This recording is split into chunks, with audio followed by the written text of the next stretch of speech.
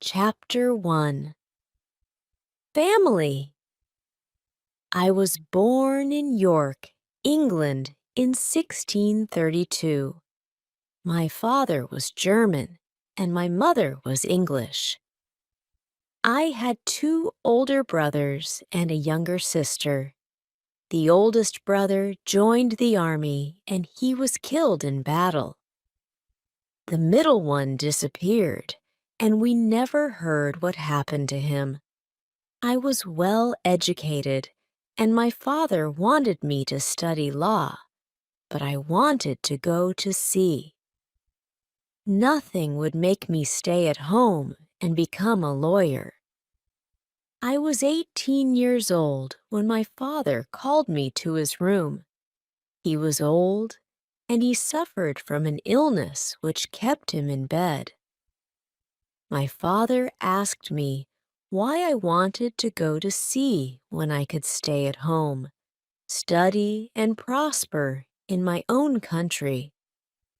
He told me that traveling by sea was dangerous. He warned me that I would lose safety and comfort of my home if I went to sea. My father also told me that if I went abroad, I could die like my oldest brother.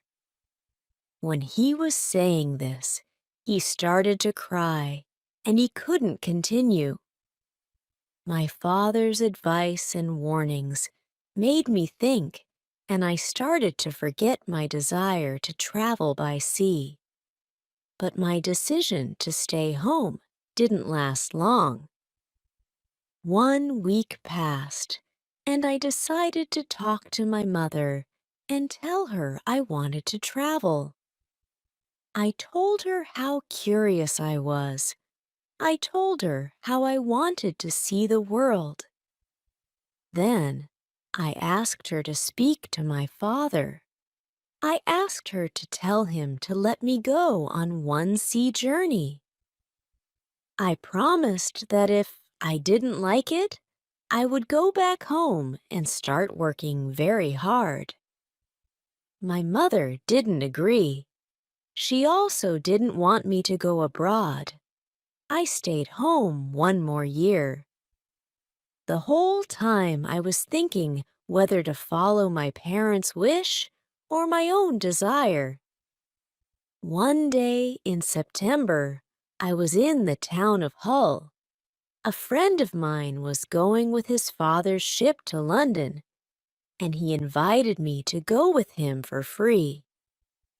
I wasn't prepared, and my parents didn't know, but I boarded that ship on that September day. The moment the ship left the river and went into the sea, my troubles started. There was strong wind, and the sea was rough. A storm was approaching. I was very scared, and I felt seasick. I began to regret my decision to leave home. I thought every wave was going to sink the ship. I promised myself I would go home and apologize to my parents as soon as I stepped on dry land again. The storm was over by the morning.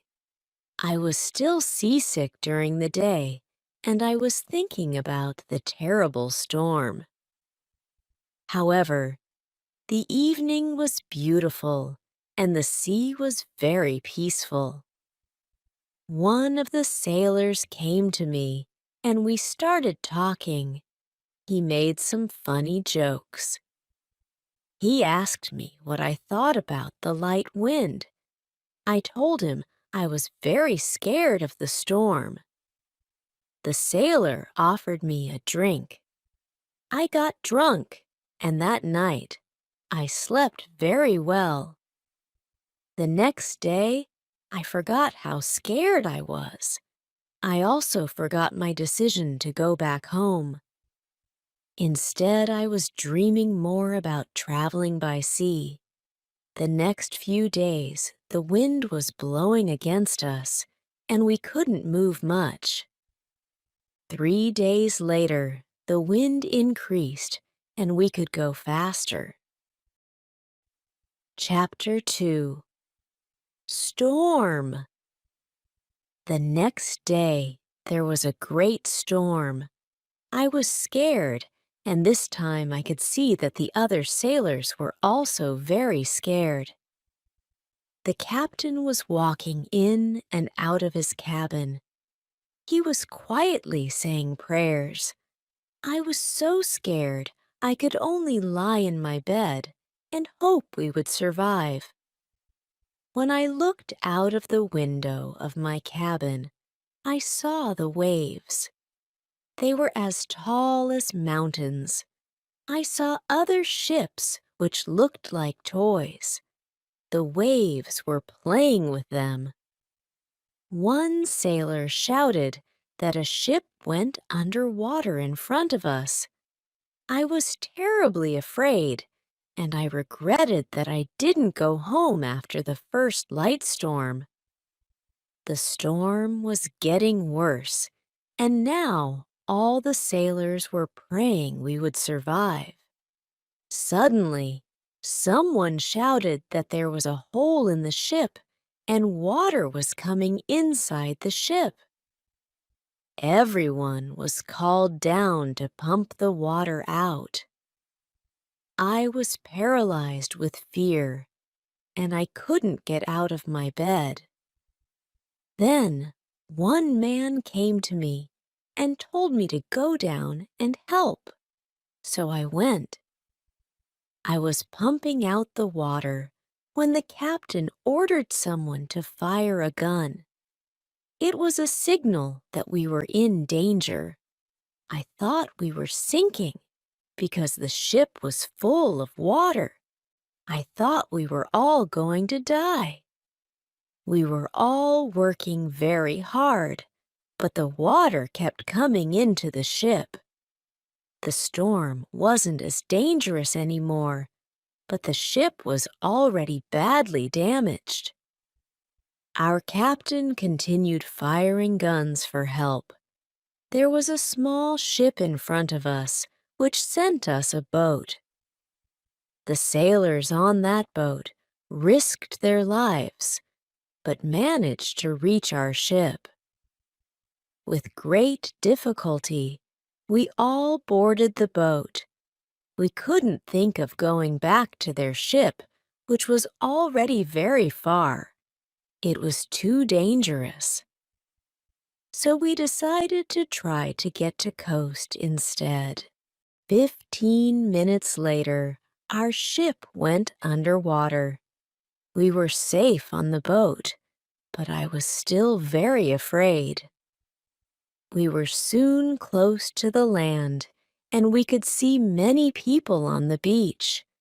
They were waiting for us. When we finally reached the land, the people were very nice to us. They helped us find rooms and gave us money to get to London or go back to Hull. I decided to go to London. I traveled to London by land. The whole way, I was thinking what to do and where to go. I was too ashamed of myself to go back home.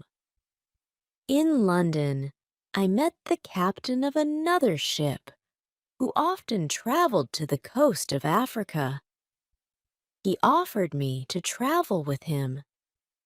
Before we left London, he advised me what to buy for trade in Africa. At that time, I only had 40 pounds. This journey was successful because I returned to England with some gold, which was worth almost 300 pounds. The journey was also good for me because the captain taught me something about mathematics and navigation. I learned what was necessary to become a sailor and a businessman. Soon after we came back to England, the captain died. I decided to make the same journey to Africa with the same ship, but another captain. This journey started well, but soon we had big problems. A ship started chasing us. It was a pirate ship. It continued the whole day. At about 3 in the afternoon, the pirates came very close. There was an attack, but we managed to push them away. On the second attempt, many of their men came on the ship, and they started destroying everything. Some of our sailors were killed and some were injured, so we had to give up. All of us were taken prisoners. Chapter 3. Woman. I was young and strong. I became a slave to the captain of the pirates. I felt very sad. I was hoping the captain would take me with him when he went to sea. And when a Spanish or a Portuguese captain attacked him, I could be free. But this didn't happen because the captain left me to look after his garden every time he went to sea. One day, I met a young woman in the house. She was so beautiful. She was also a slave, and she cleaned the house. I tried to speak to her, but she didn't speak my language. But I felt that she understood me. I liked her very much. She was very attractive to me. Any time she saw me, she always smiled at me. Sometimes she touched me when she was close to me, but it was only a short moment. If the captain saw it, he could send her away. She was on my mind very often. I wanted to meet her every day, but she wasn't in the house every day. When I thought of her, I felt a nice feeling in my heart. I knew I fell in love with that woman, but our relationship was complicated. We couldn't be officially together. Slaves couldn't have relationships. It was so sad. Sometimes, when the captain went fishing, he took me and a boy to help him. Sometimes, he even sent me and the boy with one of his relatives fishing in a small boat. One morning, when we were fishing, thick fog came and we were lost. We struggled to reach the coast the whole day and the following night, but it was only the next morning that we finally got back. After this adventure, the captain decided to use a bigger boat, the one from our English ship, and make it more comfortable.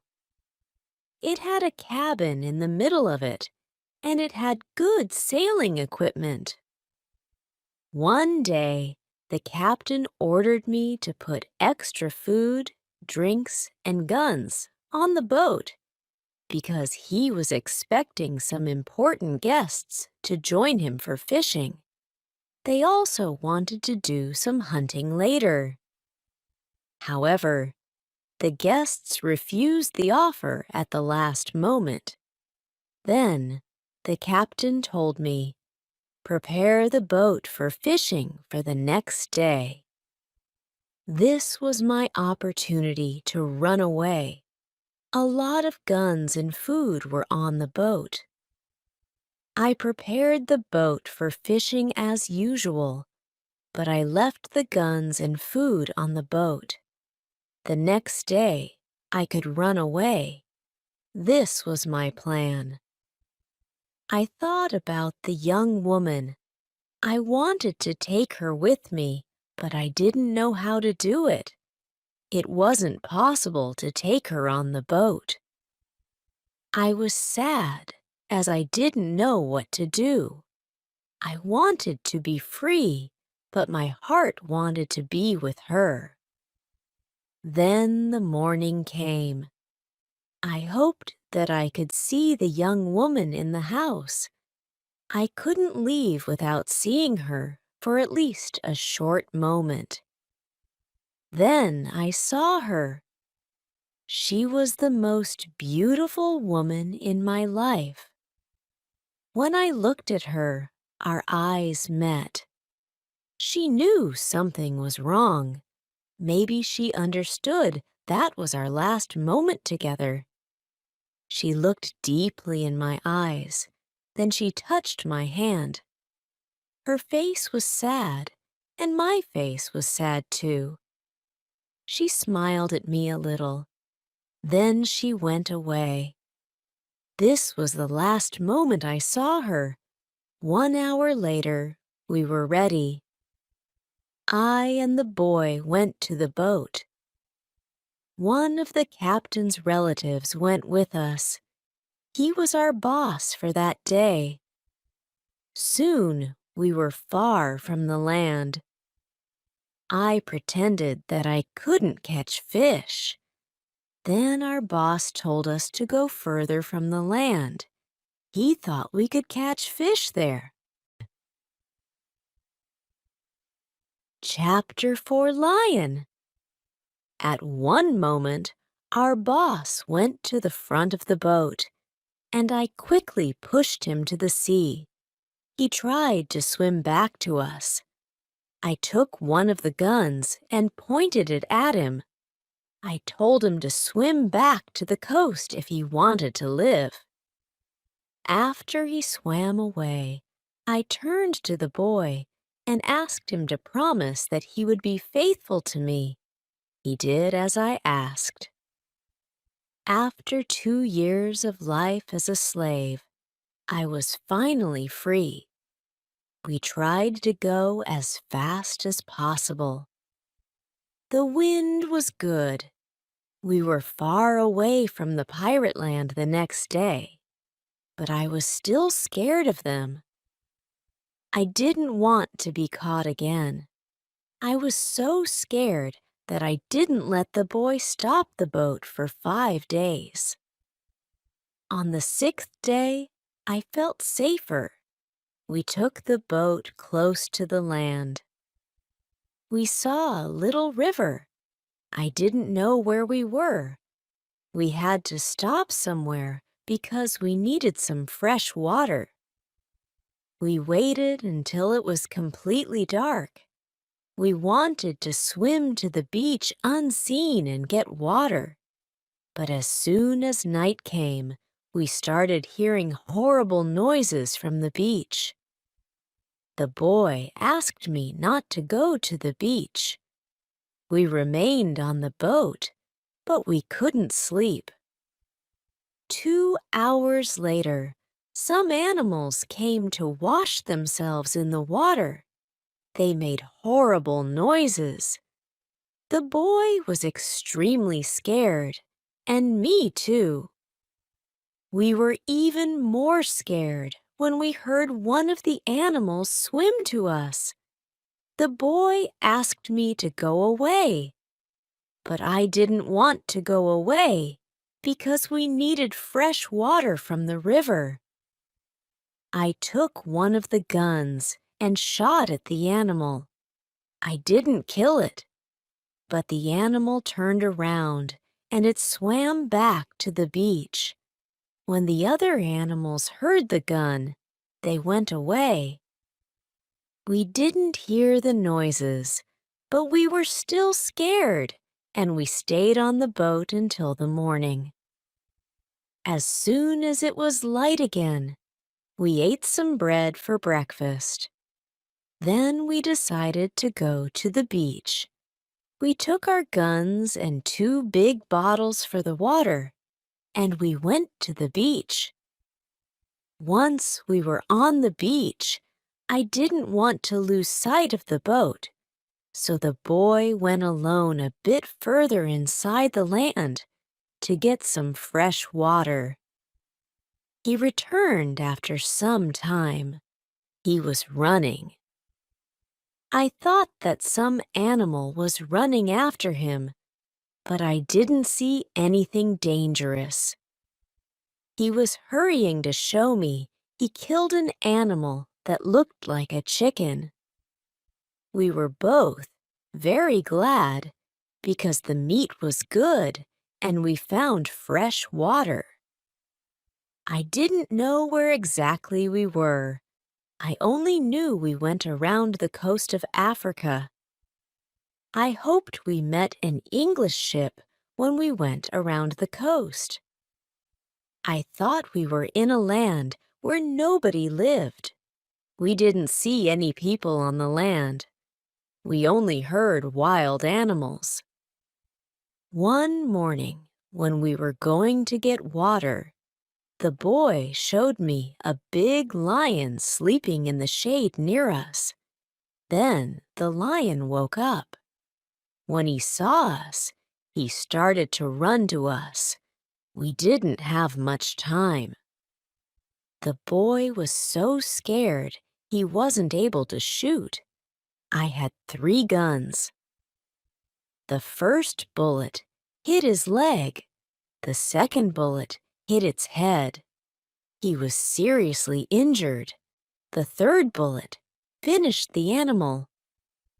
We couldn't eat the meat because it wasn't good, but we wanted the skin. The skin was very big. We put it on top of the boat, and soon it was dry. Chapter 5. Ship. For the next 10 days, we sailed close to the land. We stopped only to fill our bottles with fresh water. Soon, we started to notice the land was inhabited. Several times, we saw people on the beach who were watching us. I wanted to stop and go to them, but the boy asked me not to do it. But then, one group of these people looked very friendly. I waved to them. I tried to sign to the people that we needed food. They signed to me to come to the beach. 2 of them ran into the forest. They returned with some dry meat. We didn't want to approach the land, and they were too afraid to swim to us, so we didn't know how to reach the food. When the people saw this, they stepped back and were soon quite far from the food. We approached the food and took it on board. Then we weren't scared of them. They came to us. We thanked them, but we had nothing for them. At that moment, we saw 2 animals which were running down the hill. The people were scared. One animal attacked a young girl. I shot at it, and I killed the animal. The second animal was scared, and it ran away. The people were shocked when they heard the gun. They were also shocked when they saw the animal was dead. They were happy the girl was alive, and they thanked us. They brought us more food and water. On the 11th day, we saw a long piece of land which was extending very far into the sea. There were also some islands far in the sea.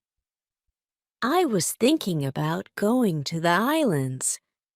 Then the boy shouted, "Look, there is a ship!" And really, there was a ship quite far at the horizon.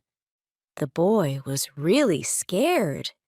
He thought it was a pirate ship, but I looked at the ship properly. It looked Portuguese. The ship was going away from us. Nobody on the ship saw us. So I fired a gun. They heard the gun. Then they saw us. They turned the ship and went to us. Soon we were on the Portuguese ship. They spoke Portuguese, Spanish, and French, but I didn't understand them. Fortunately, there was a Scottish sailor on the ship. He came to me. I told him our story. Then all the sailors started to be very nice to us. They agreed to take me and the boy on the ship. We were both very happy.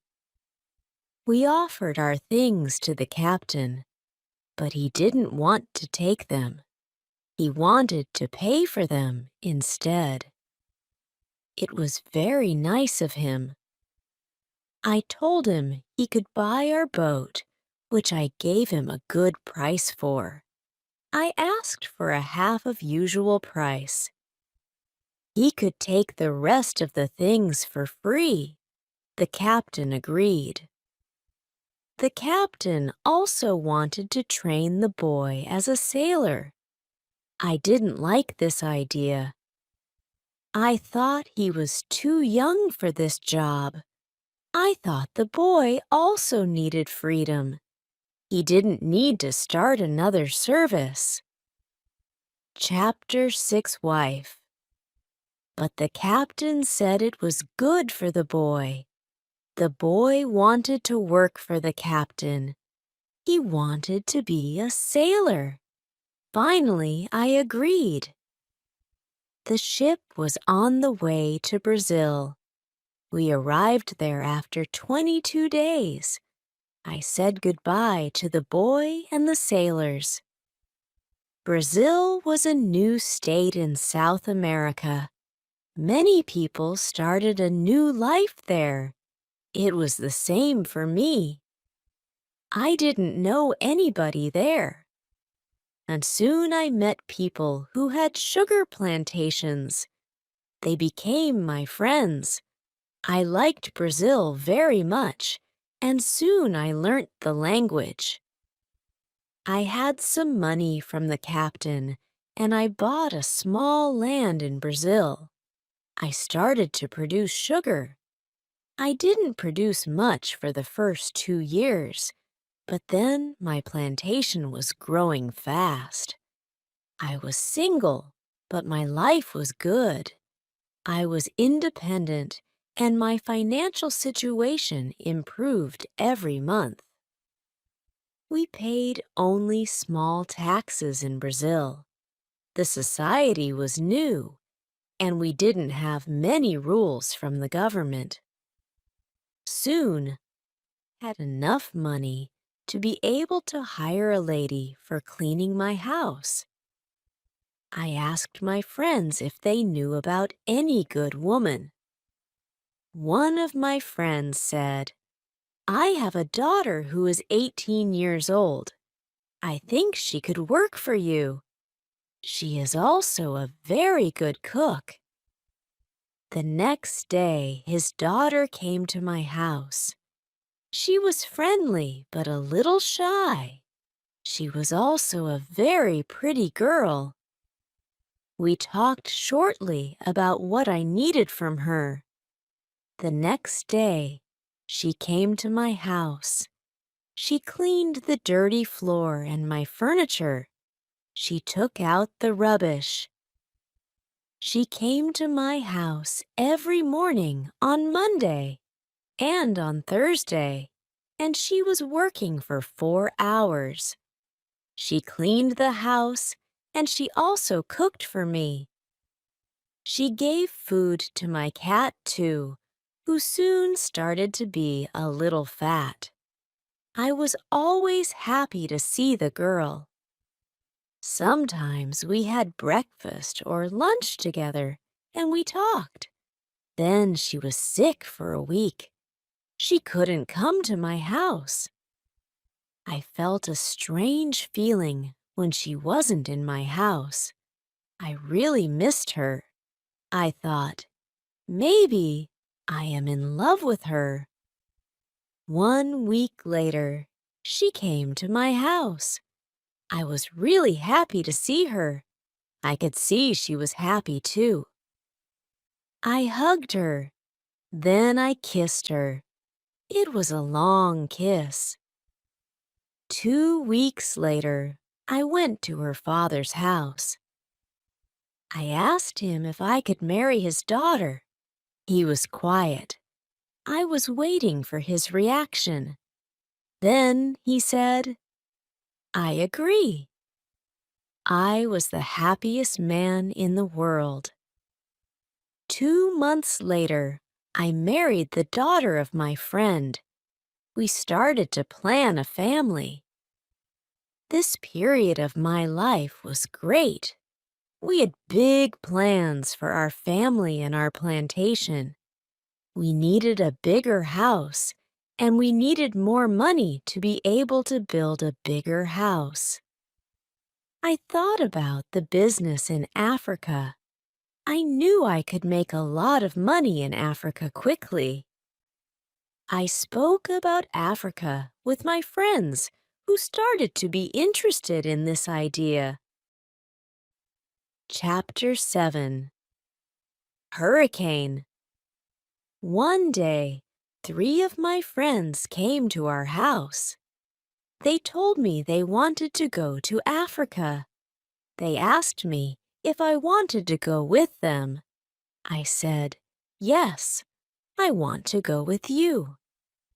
We started to prepare all the necessary things for the journey. Soon, we were ready to go. I said goodbye to my wife, and we started our journey. Our plan was to be back in 2 months.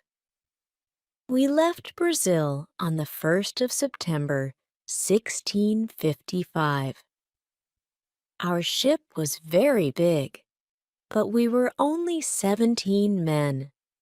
The ship was full of things for business. We had cups, glass, mirrors, knives, and other products. At the beginning of our journey, the weather was very good, but very hot. In 1 week, a hurricane came, and it was threatening our ship for the next 12 days. After the hurricane passed, we saw we went quite far from our original journey and were instead close to the northern part of Brazil near the Orinoco River. The ship was so badly damaged, we could no longer go to Africa.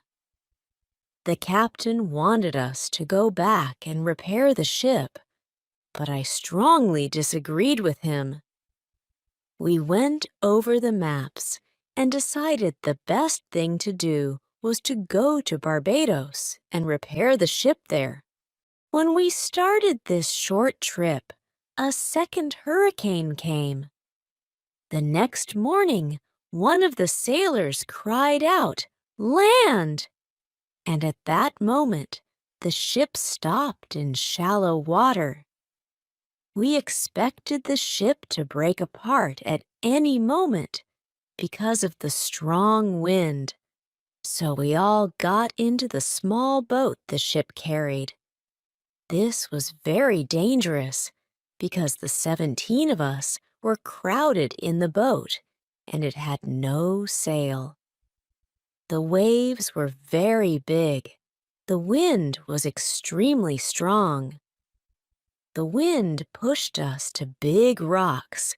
We knew the crash was close. Suddenly, a huge wave appeared and overturned the boat. I was covered with water and couldn't breathe.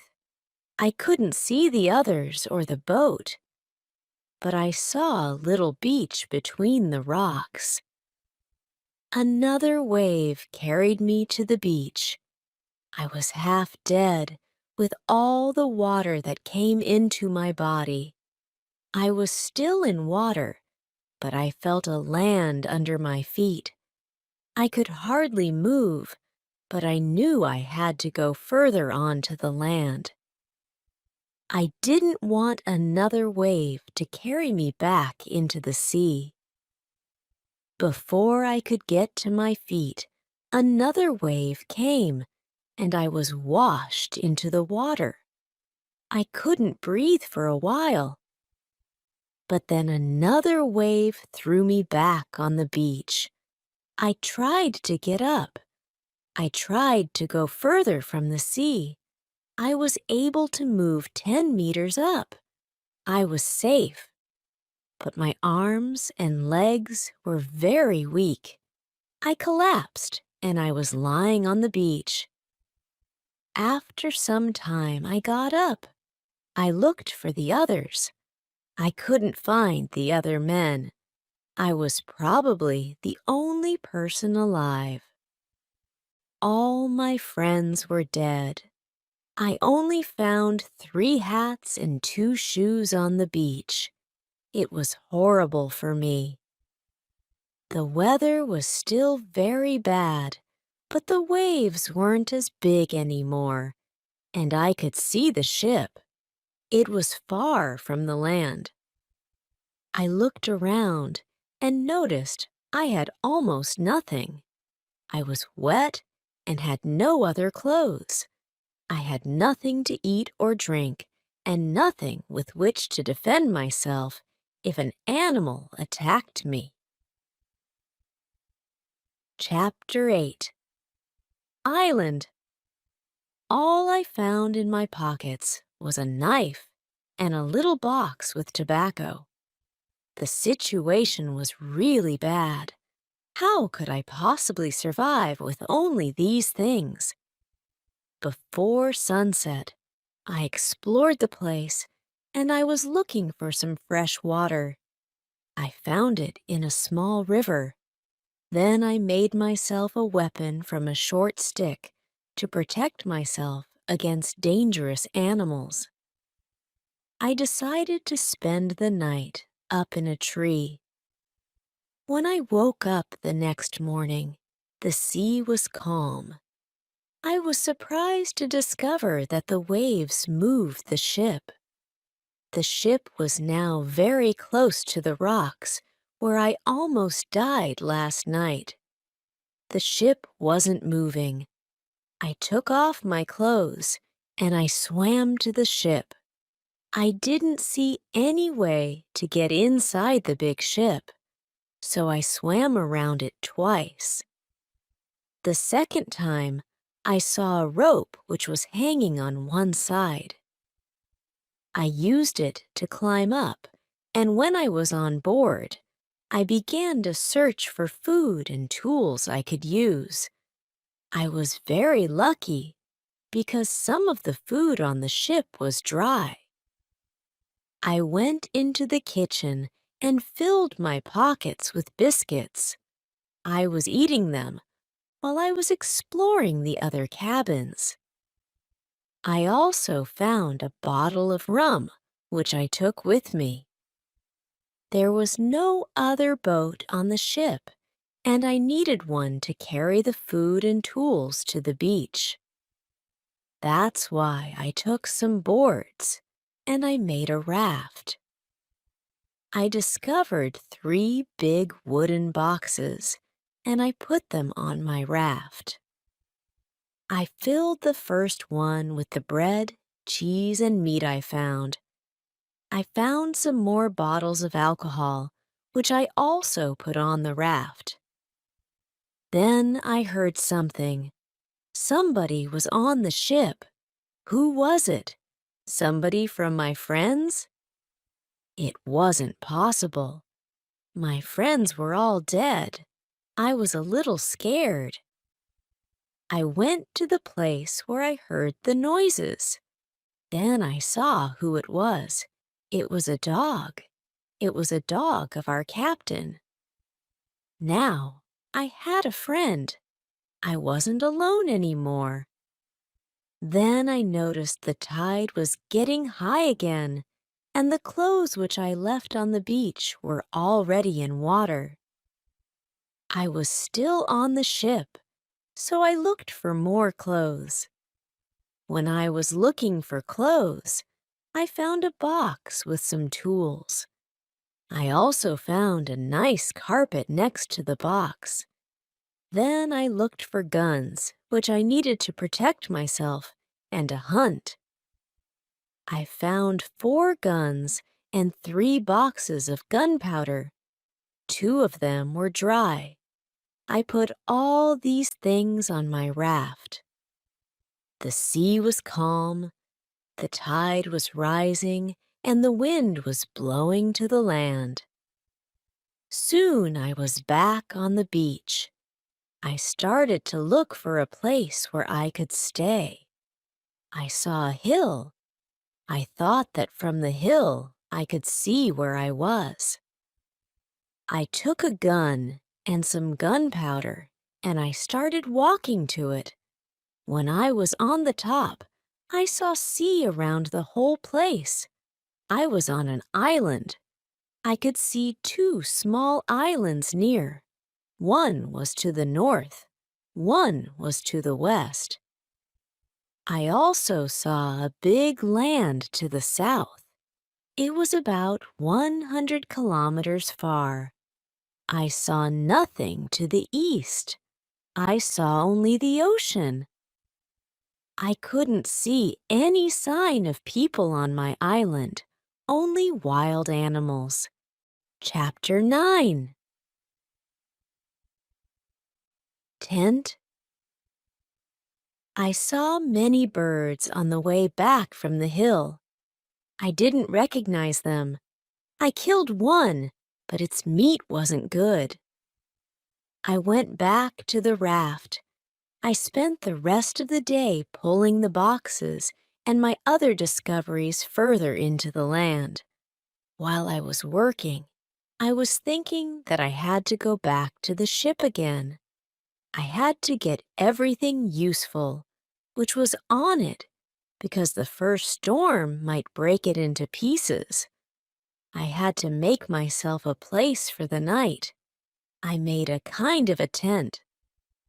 I brought all the things which could be destroyed by rain or sun inside the tent. The night was close. I put some clothes on the ground. I wanted to sleep on them. I also put 4 guns around me. Then I felt safe.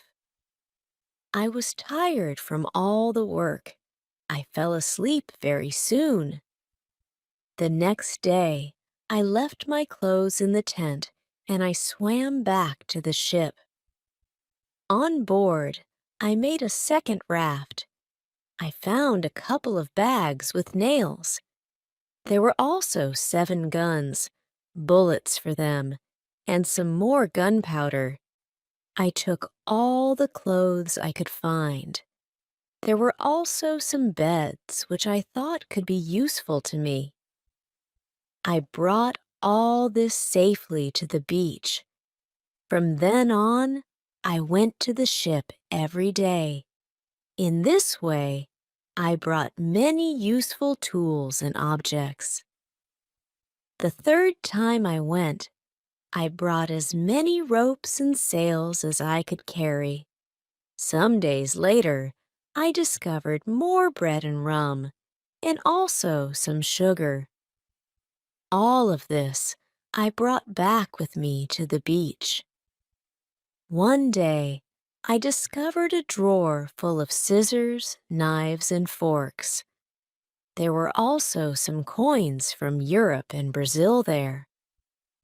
I knew the money was worthless on the island, but still I took it.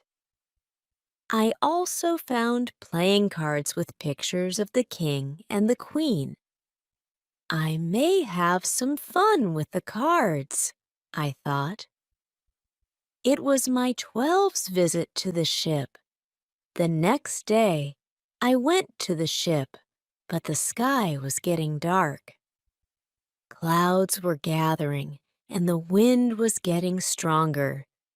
I knew it was no use making a raft when a storm was approaching. So I swam back to the beach. That night, the wind was very strong, but I was safe inside my little tent. The next morning, the ship was gone. I knew I had to make myself a better place where I would be more comfortable. I knew I could stay on the island for a long time. I wanted to make a nice place for me to live. I also needed to be safe. I could look for a cave, or I could make a bigger tent. Maybe I could do both. I needed a place which was close to fresh water, which was hidden from the heat of the sun, and was easy to protect from both people and animals. Last but not least, it had to have a view of the sea, so I could easily see a ship passing nearby. I found a nice place next to a steep hill, and I decided to put my tent there. The hill protected me from one side, and I built a fence on all other sides. There was no door, but I was using a short ladder to go over the fence, which I then took with me inside. I brought all my stuff inside and made 2 tents, a small tent and a big one. Chapter 10. Calendar. The smaller tent was inside the bigger tent. The bigger tent protected the gunpowder and the food from rains. I lived in the smaller tent. When I finished the tents, I started digging at the bottom of the hill. I was bringing the stones and earth I got from there to the fence. In this way, I made a terrace on the inner side of the fence. I wanted to use the cave at the bottom of the hill as a cellar. One day, I was still working on the cave when a storm appeared. There was lightning, followed by a loud thunder. It came to my mind that lightning could hit one of the boxes with gunpowder. It could destroy everything and even kill me. I was scared. As soon as the storm went away, I opened the big boxes with gunpowder. I started dividing the gunpowder into bags and smaller boxes, which I then hid in the rocks. I had a lot of powder, so this took me 3 days. I also went hunting every day. It was a break from the hard work, and it provided me with meat. I also started to know the island and its inhabitants better. I discovered some goats, and I hunted them. Then I had enough meat. Some days I was very sad. I thought about my wife. I missed her a lot. I thought about my friends in Brazil. I thought about my parents. I felt living on this island alone was meaningless. I often walked along the beach, and I regretted my choice to travel by sea. I knew traveling by sea could change your life completely. It could be great, but it could be horrible too. I knew my friends from the ship were dead. It was horrible. On the other hand, I was alive, and I was grateful for that. I was also lucky to have all the tools, food, clothes, and guns from the ship. Without them, I could hardly survive a week. I decided to make a big cross. I put it on the beach. It was near the place of my arrival to the island. I wrote on it the date of my arrival. It was the 30th of September, 1659. I wanted to keep information about time. The cross was my calendar.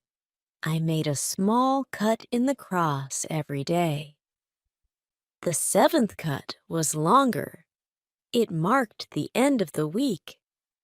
The beginning of each month was also a longer cut. One day, when I was thinking about my situation, I realized I had a lot of negative thoughts. It wasn't good. I decided to do something about it. I made a list of all good and bad things that happened to me. I was alone on this island, and I had little hope of ever going back to civilization. On the other hand, I was saved, and I didn't die in the storm which killed my friends. I had food to eat. I didn't have a lot of clothes, but the weather was such that I hardly needed any. I had a dog. He understood some words. He understood when I said, "Sit down, come here, bring it, don't do it, don't jump, let's eat, let's run." This list helped me realize that all bad things come with something good in them. I tried to concentrate on positive things only. I continued to make my place better and better. I made the cave bigger. More space in the cave helped me keep all my things organized. Chapter 11. Book. Then I started to make some furniture. I needed a chair and a table very much. I used the boards from my rafts and the ship to make them. Next, I made shelves inside the cave. I arranged my tools on them.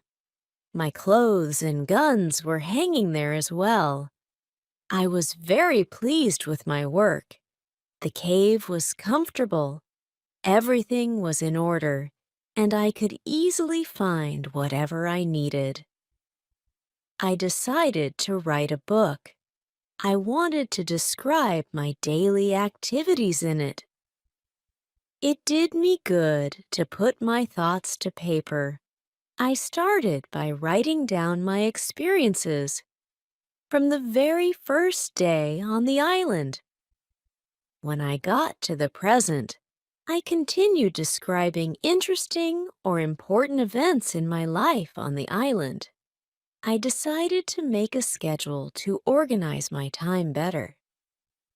Every morning, I walked for a few hours. Then I worked until noon. I had lunch and I slept after lunch for 2 hours. Then, I continued working until the evening. I was expanding my cave with the tools I had. I needed to make the cave big enough as it was going to be my kitchen, living room, bedroom, and cellar all at once.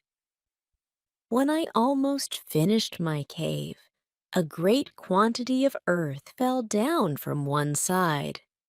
I was scared, because this could have killed me if I was in the cave at that time. Afterwards, I had a lot of work to clean the cave. The next week, I spent putting long boards on the sides and also on the ceiling of the cave. I wanted to avoid such disaster from happening again. Little by little, I began arranging the furniture in my new home. The next 3 days, the weather was bad. It was raining day and night, but it was still warm, so I continued with my tasks inside. It was never cold on the island. It was good for me. At the end of December, I killed a goat. I also hurt another one. Its leg was broken, so I took the goat home on a string and took care of it. After 2 weeks, the goat wasn't scared. This event made me consider keeping animals, so I could provide food for myself when the gunpowder was finished. I explored the island, and I found more goats in the valleys in the center of the island. The animals were very shy, which made it difficult to approach them. I wanted to try to domesticate some goats. I only needed an opportunity to do it. I had a plan. I returned with my dog the next day. He was my hunting partner. I told my dog, "Sit down, wait, don't move." Then I went around the goats, but in a big distance. When the goats were between me and my dog, I hid behind a tree. Then I shouted at my dog, "Come here." He started to run to me and the goats too. Chapter 12. Corn. I stayed in my place behind the tree. When one of the goats was close to me, I jumped up and I caught its leg. I was holding the goat for 2 seconds, but then the goat kicked me with its second leg in my nose. It hurt a lot. I let the goat go, and the goat was soon gone. We weren't successful. This wasn't a good way to catch a goat. We had to do it differently. I told my dog, "Let's go home. I need some rest." I spent the period between January and March working on my fence. It took me a long time because I wanted to make it very thick and strong. Meanwhile, I found pigeons on the island. They weren't nesting in the trees, but in holes of the rocks. This made them easy to capture, and their meat was good. I could also cook and eat their eggs. This is what I was surviving on while I was working on my fence. While cleaning and arranging my home, I found a small bag. There used to be corn inside, but now there were only some leaves and dust at the bottom of it. I emptied it outside my fence because I needed the bag for gunpowder. This was just before the rains. About a month later, I was surprised to find a few green leaves growing there. It was young corn. Words couldn't express how happy I was to discover corn growing just outside my fence. It was fantastic. I could bake bread in the future. On the 16th of March, I was inside my house when I saw pieces of earth falling from the roof of my cave. I was frightened and thought all my efforts would be lost again.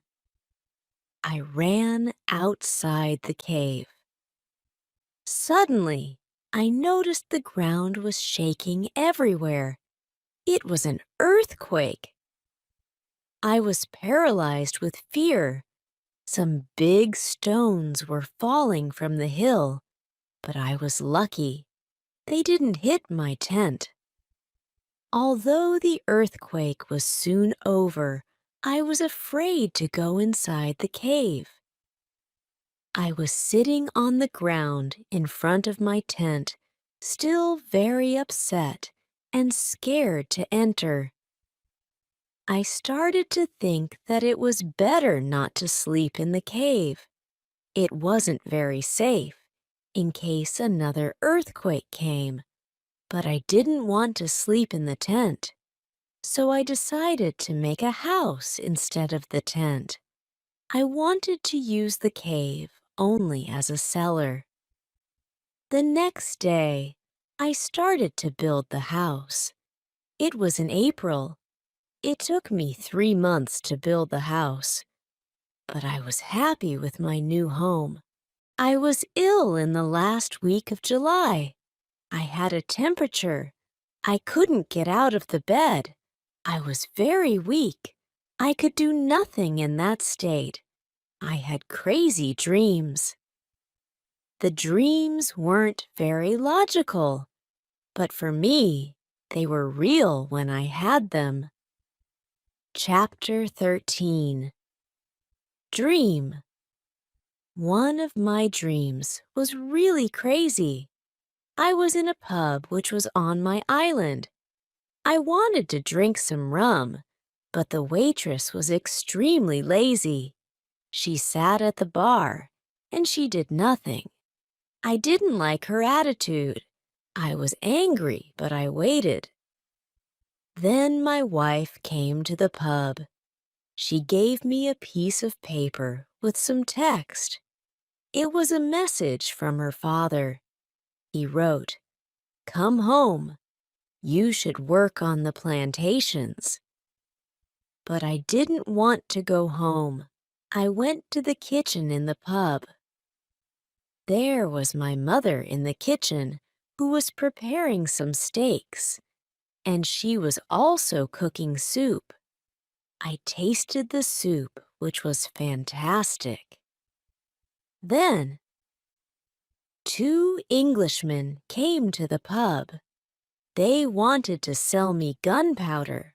One man looked like a gentleman, but the second man was horrible. I told the horrible man, "I am sorry. I don't need your gunpowder. I have a lot of gunpowder in my camp." "What did you say?" said the horrible man. "Our gunpowder isn't good for you. This is the main reason why we are here. We've traveled from London. You have to buy our gunpowder." I said, "Thank you. I don't want your gunpowder." The man was really angry. Our conversation was getting worse and worse. He said some horrible things about me. I said some horrible things about him. The conversation got to a point when he wanted to kill me. When he took his gun, I started to run away. He shot at me. At that moment, I woke up. 1 week later, I felt better, but I still needed to relax. I needed to sleep a lot. In August, I was okay again. I still felt a little weak, though. I knew I needed to do some physical exercise. The next 10 days, I walked around the island. This exercise made me feel better. When I felt strong again, I decided to explore the whole island. I found a new valley where I saw some tobacco plants among other unknown ones. The next day, I found melons and grapes.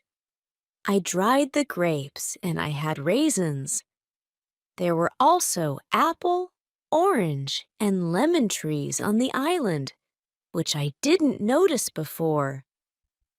I made a pile of the fruits that I gathered, and I returned to my cave to get a bag for them. When I returned, I found the fruits destroyed. Some were eaten, some were stepped upon. I concluded from this that there are some wild animals around. Still, I liked that fruit valley, and I began thinking about moving there. Then I remembered that the beach was far away from that valley, and I wouldn't see if any ship passed by. Chapter 14. House. Instead of moving to the fruit valley, I decided to build another house there, which I would visit from time to time. I made a small house, and then I surrounded it with a double fence. The house was protected like a castle. Again, I used a ladder to go in and out, but I had also stairs on the inside of the fence. I used stairs on the inside, and I used ladder on the outside. This activity took me the whole of August and the beginning of September, but I enjoyed it a lot. The fruit valley gave me so much energy. I felt so healthy and strong there. Sometimes, when I was in the valley at night, I watched the moon and the stars. I thought about my wife. I thought about my family in England. I knew they could see the same moon. They could see the same stars, but we couldn't be together. I thought about my family very often. I wished the best for them. I also thought about all the people who could see the moon. I imagined the places where they lived. I felt connected with them. Sometimes I felt connected with the whole universe. I also thought about God. I had questions for God. I asked him, "Why am I on this island? What is the reason for it? Why am I still alive when my friends are dead?" I didn't have answers to many of these questions, but I trusted God. I believed he knew what he was doing. Then the rainy season started, which continued until the middle of October. This was my first year on the island. After the rains ended, I returned to my valley house to find the branches in the fence all green, with new leaves growing all over them. This wasn't only beautiful, but also useful to me, because soon my house was covered entirely and was hardly visible. The leaves kept shadow over it, and it was very pleasant to stay in there during the dry season. I liked it so much that I decided to make a fence from the same branches around my first house as well. With the end of the rainy season, I thought it was the right time to put my seeds into the ground. I was cautious, so I only used a half of the seeds. This was a good idea because none of these seeds came up. I put the rest of the seeds in the ground just before the next rainy season, and they came up all right. Now I had a little farm on the island. This experience made me notice that there were 2 rainy and 2 dry seasons on the island. With this in mind, I could now plan when to put seeds into the ground. Chapter 15. Basket. Soon I realized I needed baskets. With baskets, I could carry more food when I made my trips around the island. I could also carry more fruit from the fruit valley. I cut branches from the same tree, which I used for both my fences. After drying these branches, I used them to make baskets. When I finished that, I decided to take another, longer trip around the island. After passing the fruit valley, I found pleasant grass fields. They were very flat.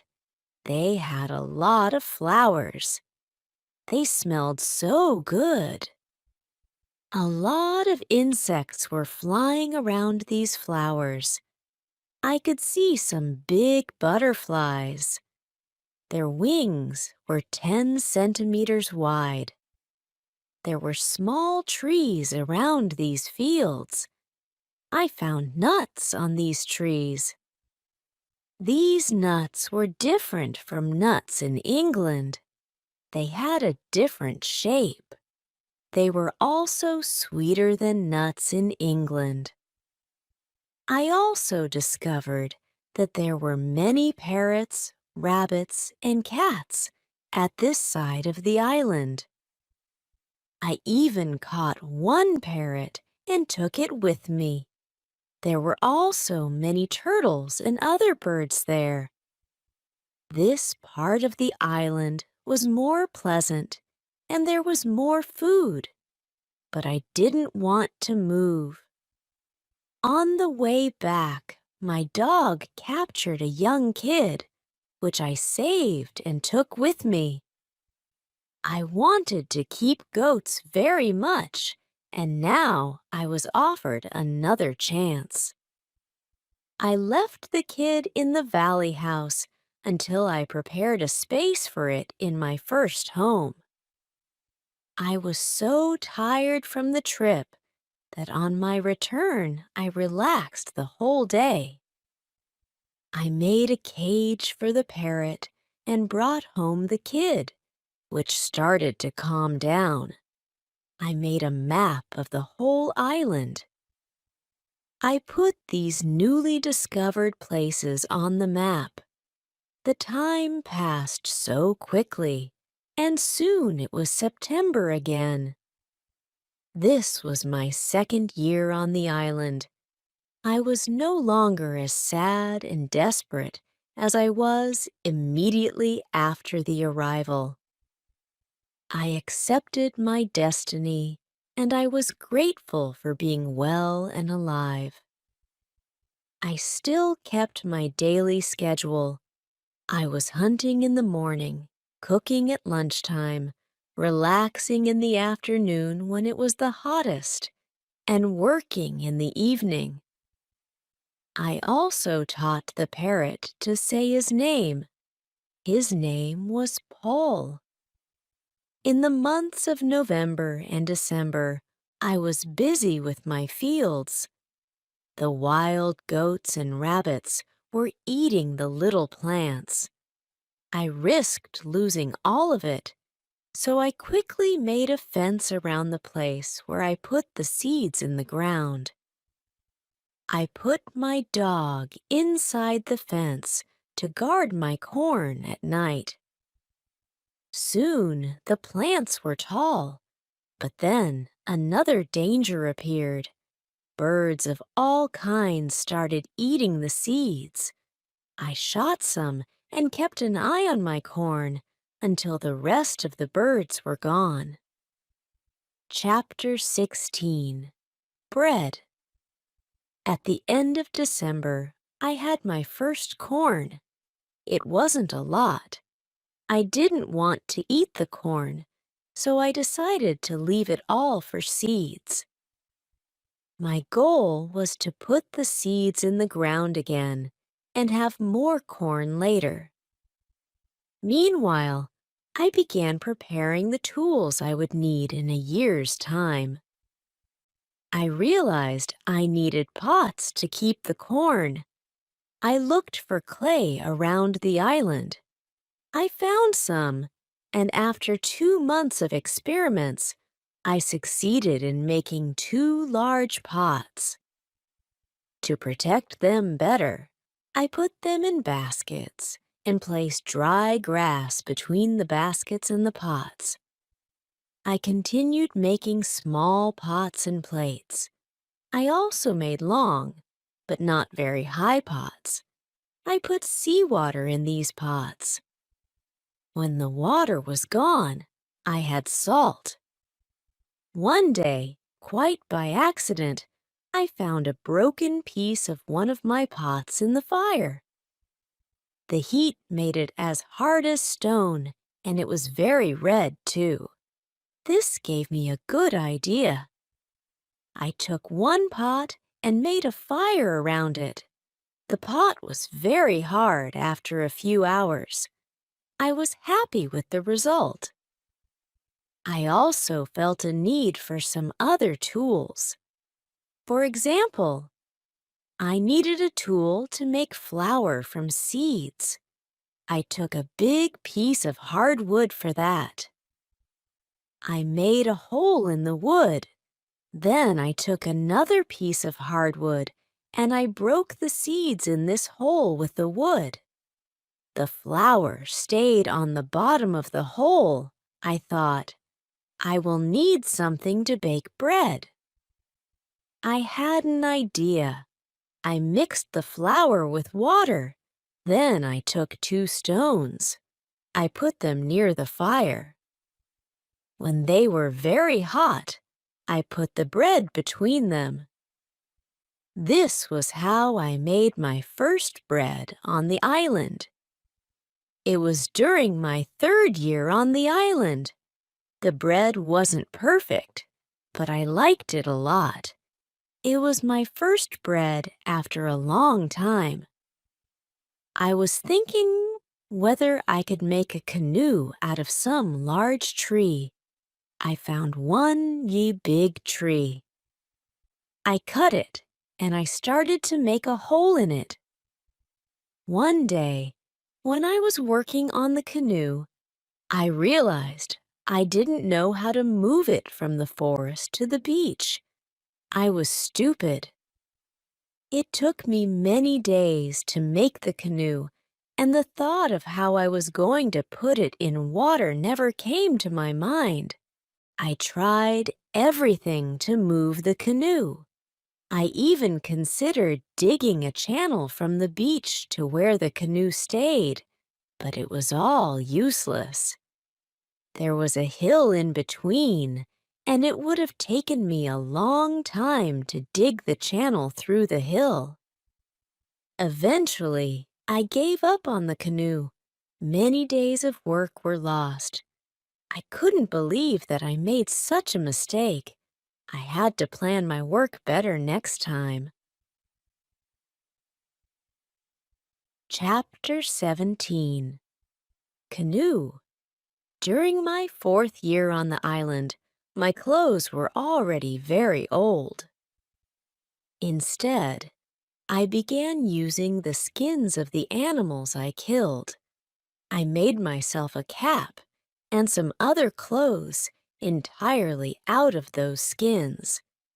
They kept me cool in the heat and protected me from the heavy rain. But the clothes weren't enough. I also needed an umbrella for the same purposes. It took me a while, but I succeeded in making one. I was quite happy with my life on the island.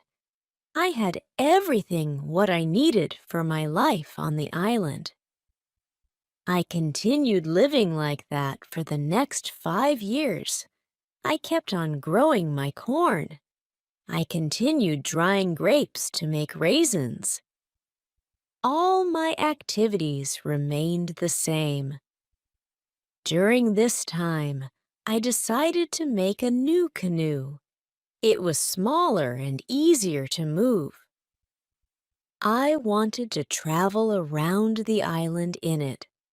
When the canoe was finished, I put food, water, and tools in it.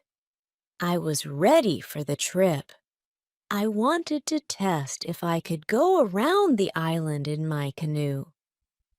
It was the 6th of June on the 6th year of my stay on the island that I started this trip. I faced danger as soon as I started my journey. I had to go around some rocks in the sea. When I wanted to go back to the coast, I realized there was a strong current. The current was taking me away from the island. The situation was horrible. I was scared. I thought, I will die in the open sea. I didn't have enough food and water for a long journey. I fought very hard against the current for 2 hours. Finally, I managed to get close to my island. I could continue my trip around the island. Now I knew I was stronger than the currents around the island. It made me feel good. Soon, I found a small river which went further inside the island, but I got nowhere because soon the river was very narrow. Stones blocked the way. I couldn't continue. I got off my canoe. I went to explore this part of the island. It wasn't far from the part of the island which I knew. I even found the way to my house in the valley.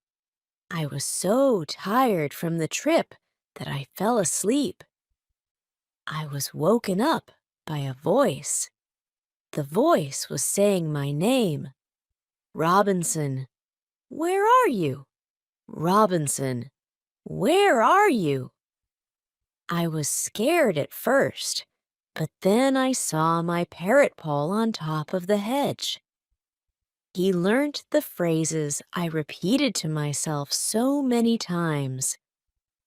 Now he was saying them with the same intonation I used. I was surprised to find the parrot here because I left it in my house. Still, I was happy to hear someone talk to me. I left the canoe there and returned home with the parrot.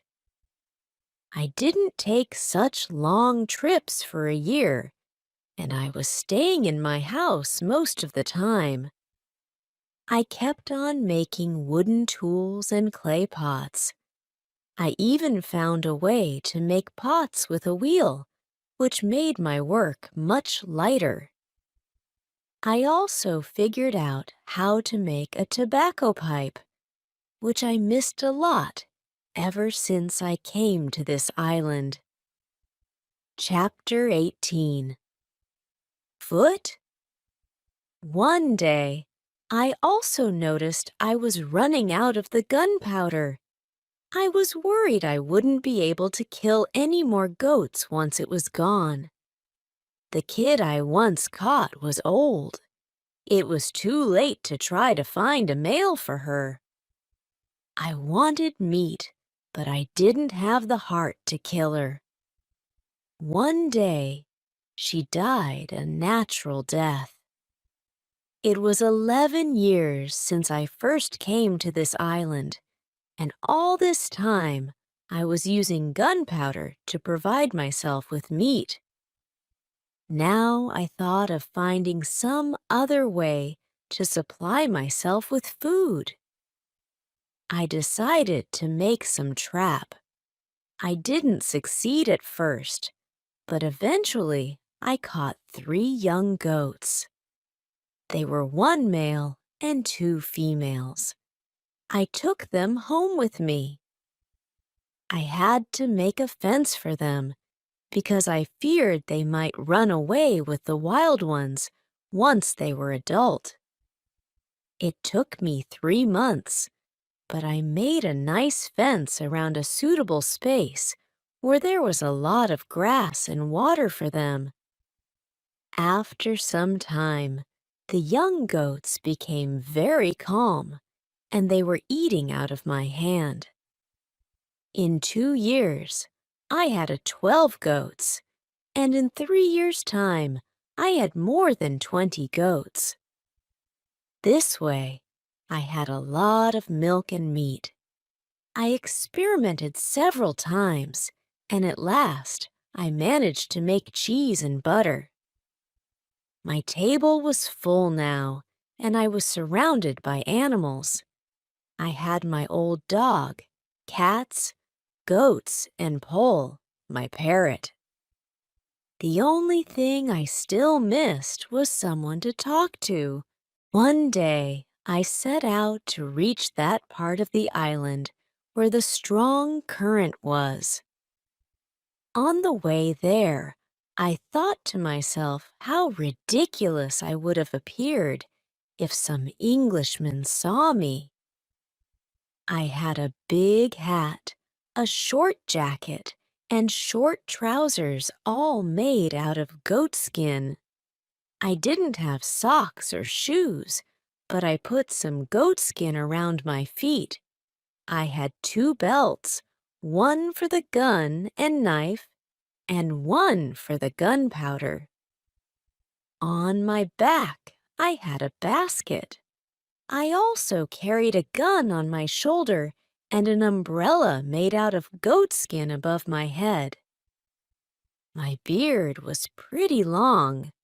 I realized I was looking very unusual from what I used to look years ago. One day, about lunchtime, I was walking on the beach going to check on my canoe when I came across something surprising. I saw the mark of a human footprint on the sand. I looked around, but I couldn't see anyone. I was scared. I hurried back to my home. I was so scared I couldn't sleep that night. Why was there no canoe? Why were there no more footprints? I thought that maybe it was the footprint of one of the people who probably inhabited the islands around. I began to worry whether they saw my canoe and were now preparing to attack me. Then I convinced myself that maybe I saw the mark of my own foot, and I was a fool to get scared by it.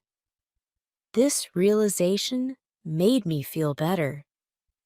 I took my courage, and I went to see the footprint again. Chapter 19. Cannibals. When I approached the footprint, I saw that the footprint was much bigger than the size of my foot. It was impossible that the footprint was mine. I got scared again. That night, I considered letting all my animals into the wild, destroying my fields and my summer house, so that no mark of human habitation was left on the island. I was so afraid I couldn't fall asleep the whole night. In the morning, I finally fell asleep for a short time. When I woke up, my head was clear. Now it didn't seem that strange that people lived on the islands around. Maybe they came to my island time to time, or now the wind carried them this way for the first time. I remembered that for the 15 years I lived on the island, I didn't meet any human being or discovered any signs of a settlement here. This calmed me down. Still, I wanted to be safe. I made another wall around my house and left holes through which I could easily fire several guns if attacked. Now, I had such a strongly protected house surrounded with walls and thick trees that no one could come near me. I was also worried about my goats. I divided the animals and built a smaller fence in another part of the island. It took me lots of time and effort, but in the end, my animals were safe from any unexpected attack. It was the 16th year of my life on the island when something very sad happened. My dog died. I was crying for 3 days. It was my worst day on the island. I went to my goats, and I told them how sad I was.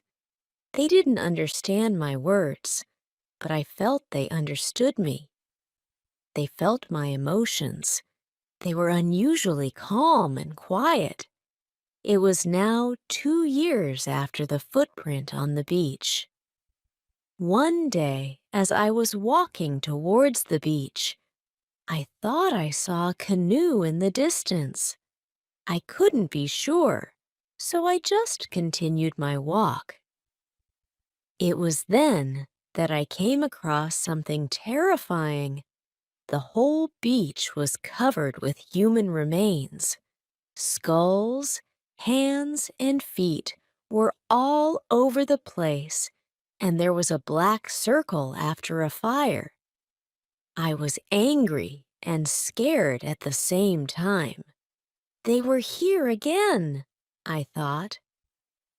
I was sick and threw up at the horrible sight. I went back to my house, and again I considered what to do. I decided to give up going out at sea with my canoe because the cannibals could capture me. I also stopped firing guns because I feared being discovered by the sound. Every time I went out of my house, I carried guns to protect myself in the case of a sudden attack. Soon, I started thinking how I could kill some of the cannibals and save their victims if I could. If that wasn't possible, at least I could frighten them so they would never come here again. I began looking at that side of the island where I first saw the human footprint. I wanted to find a hiding place for myself and prepare it for the attack. Then I changed my mind and thought it was unreasonable to fight them because they didn't do any harm to me. Chapter 20 Cave. Eventually, I gave up the preparations altogether and decided to act only if they attacked me first. For a whole year, I was hiding my activities as well as I could. I hid my canoe.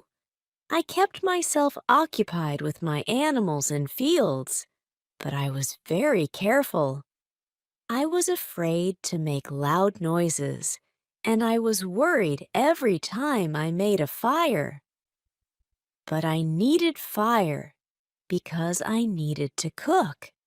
So when I made a fire, I tried to make as little smoke as possible. Smoke could go very high, and it could be seen from a distance. Once, when I was cutting some branches in the forest, I discovered a small cave.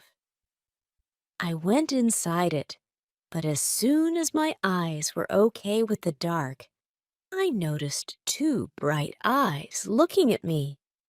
I jumped outside. I was scared to death. I waited, but nothing happened. I went slowly to the beginning of the cave, and I listened. I heard something. It sounded as if there was somebody injured inside. I took my gun and I entered the cave slowly. When my eyes could see again, I discovered an old goat. It was dying in the cave. I returned to the cave the next day to find out that the goat was dead. I explored the place and found it very safe. It would make a great hiding place near the beach. That's why I brought some of my guns and some gunpowder there. 23 years passed since I first stepped on this island. Now I was living comfortably and had many animals to keep me company. Pole was repeating my name very pleasantly. I had 2 more parrots, and I taught all of them to pronounce my name. It was the last month of my 23rd year on the island, when, as I was walking to my fields early one morning, I saw fire on the beach. I immediately returned to my house and loaded all guns. I took my telescope and went close to the beach. I hid myself and observed them. I saw 9 naked people who came in 2 canoes. It seemed that they were waiting for the high tide to leave the island. As soon as they left, I went to the beach. It was full of blood and bones again. This made me sick and angry, and I decided to kill as many of them as I could the next time I saw them. They didn't return for a long time. Meanwhile, something else happened that disturbed my routine. One evening, I was disturbed out of my ordinary activities by the sound of a gun at sea. I got out of my house and I saw a flash coming from the sea. A second shot followed. I thought it was coming from some ship in danger, asking for help. I took all the dry wood I could find around and ran to the beach where I made a big fire. They probably saw the fire because they fired again. I thought, I will speak to somebody tonight. This is great. I kept the fire until midnight, but there was no sign of them. It was strange. It was something what my brain couldn't understand. Maybe in the morning I will know more, I thought.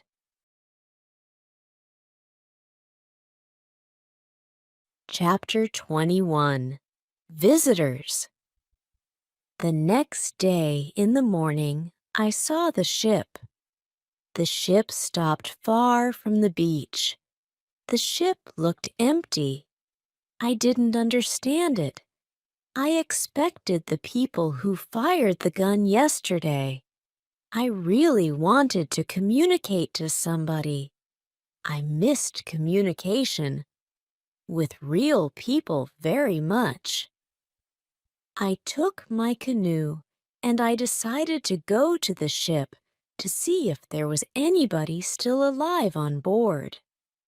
The ship looked Spanish, and it was completely destroyed. When I got closer, I saw a dog. He was very happy to see me. I gave him bread and I gave him water. He was hungry and extremely thirsty. I found nobody on the ship. What happened to the men from the ship? I thought. It was very strange. I didn't have an answer to this question. It was a mystery. There were many boxes with different things on the ship. Some boxes were small, some boxes were big. Many of the big boxes had bottles with alcohol in them, but these boxes were too heavy. I couldn't take them on the canoe. I found guns and gunpowder. I took them to the canoe. I also found some other useful things. I returned to the island in the evening with several small boxes on my canoe. I had some new shirts and also gold, silver, and a lot of gunpowder. Gunpowder was important to me. On the island, it was more valuable than any money or precious metals. There was something else which I needed very much, and that was shoes. I found 2 pairs of shoes on board the ship. I took them with me. I put all my new things in the cave. I made 5 trips to the ship. I took everything useful for me. Then I hid the canoe again and went back to my house. Everything went back to normal. Time went quickly. I often thought about the men from the ship and the cannibals on the beach. These thoughts were always in the back of my mind, day and night. It was one night in March when I dreamed that two canoes with cannibals landed on the beach. One of their victims ran away and came to my house where I saved him. Then we became friends. He helped me navigate out of the dangerous currents around the island. I woke up, but the dream stayed in my mind. I realized that if I had somebody to help me, I might be able to escape from the island and reach the continent. Maybe I could save one of the victims brought to this island. I decided to look out for the cannibals, and for the next year and a half, I went daily around the beach, hoping to see canoes. This finally happened one morning. I saw 5 canoes with more than 30 men on the beach. I couldn't attack them because they were too many, so I just waited. I was observing them through my telescope. They made a fire and they were dancing around it. I also saw 2 men, the victims, tied together. The 2 tied men were taken to the fire after a while. One was beaten and killed. The cannibals painted their bodies with his blood. It was like a theater, but this wasn't a theater. It was real. It was horrible. But I couldn't do anything. There were too many cannibals. The second man waited on the side. When the cannibals didn't look, the second man jumped up and he started to run away. He was running in my direction. I ran to the beach and I hid behind a tree. I saw that he was followed only by 2 cannibals. This was the right moment to save the prisoner. The man ran as fast as possible, but the cannibals were closer and closer to him. Their speed was faster than his. Chapter 22. Friday. I prepared 2 guns and I waited behind the tree. The prisoner ran directly to my tree, but he still didn't see me. I didn't move. Then he ran around me. I was still hidden behind the tree.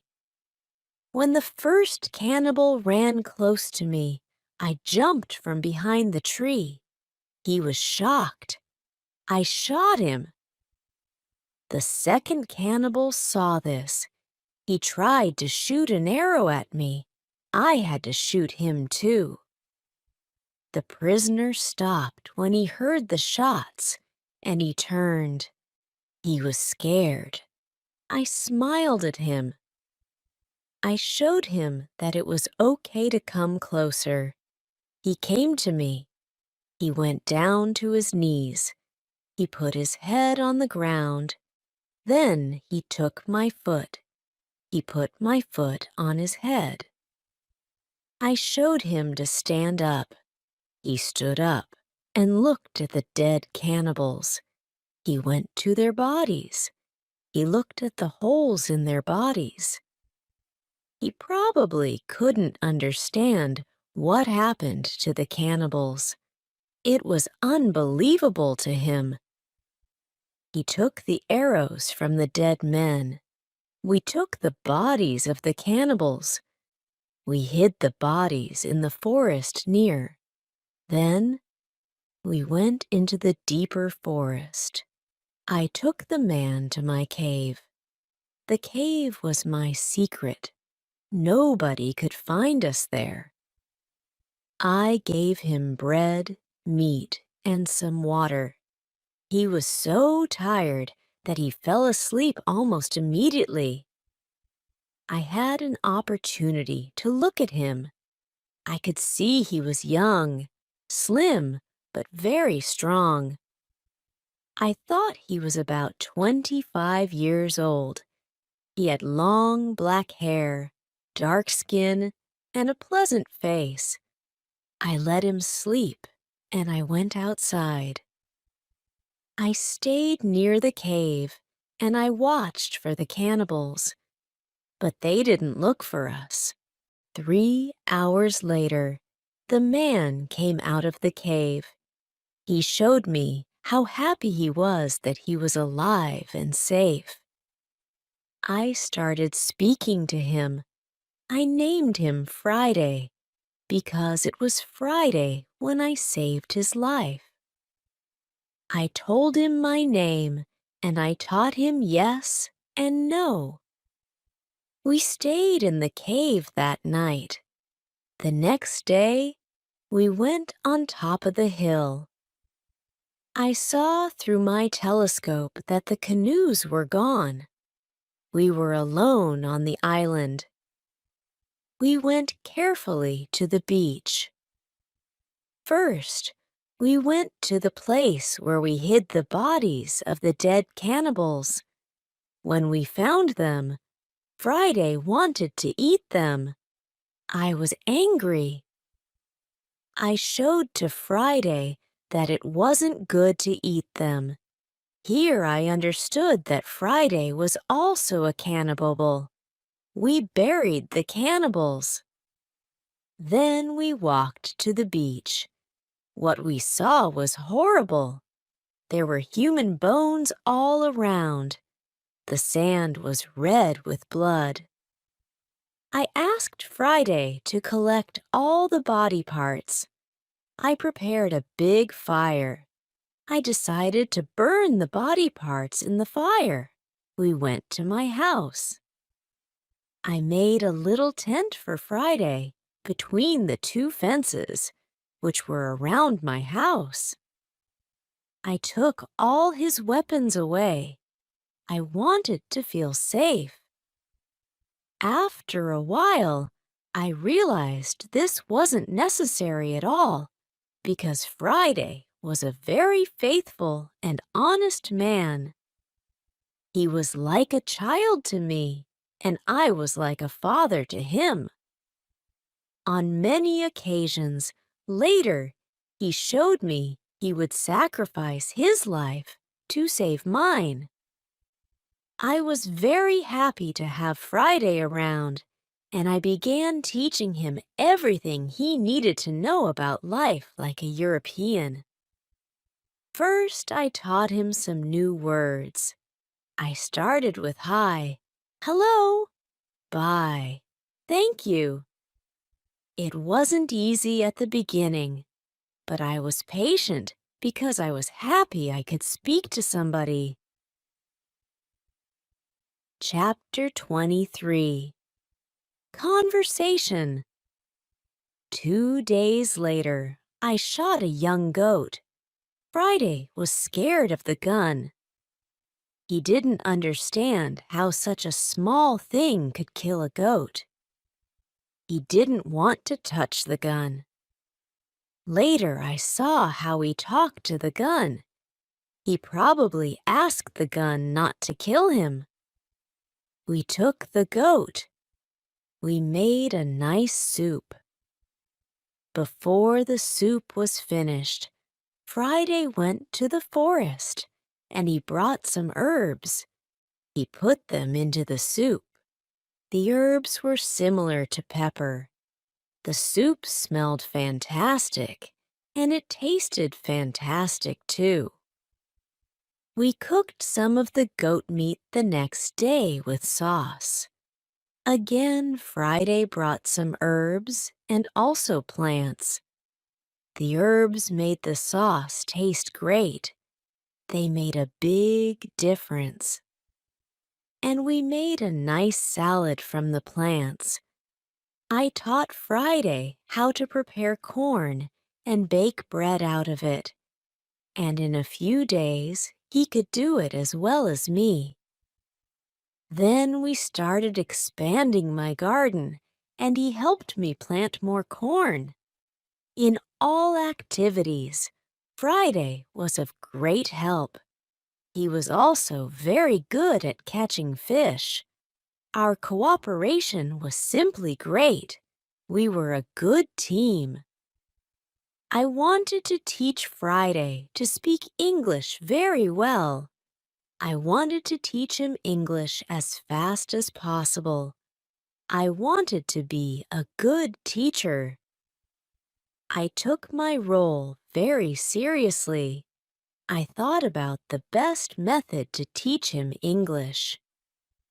When I spoke to him fast, and when I used all the words and grammar, he didn't understand me. So I tried to speak mainly in the present, and I used simple words. I also said only short sentences. This way, Friday understood more. We spoke about many topics. When Friday didn't understand something, I pointed at it, or I tried to explain the word to him. If it didn't help, I made a picture of the thing in the sand. Soon Friday started to understand many of my sentences in the present. He also started to use some words. His pronunciation was very bad at the beginning, but it wasn't important for me. I understood him, and I was very happy somebody spoke to me. Friday was a good student. He was clever and he improved quickly. Soon he could say some words like an Englishman. Of course, not all the words, but the words which he said correctly made me very happy. I could see that Friday very often repeated aloud what I said. I thought that it also helped him to learn so fast. I thought, learning a language is quite easy. You only need to copy what you hear, and if you don't understand something, you need a picture of it. Then you need a lot of practice. This is the best system. Friday's progress was fast. He was able to talk more and more every day. In a couple of months, we could have a basic, simple conversation. Friday liked my tools. They were very interesting for him. He especially liked the telescope. He borrowed the telescope very often. He went to one of the hills, and he watched everything around. Once, I asked him about his people and how he became a prisoner. He told me that they ate human meat like their opponents. In fact, in the past, he did a ritual on the other side of my island.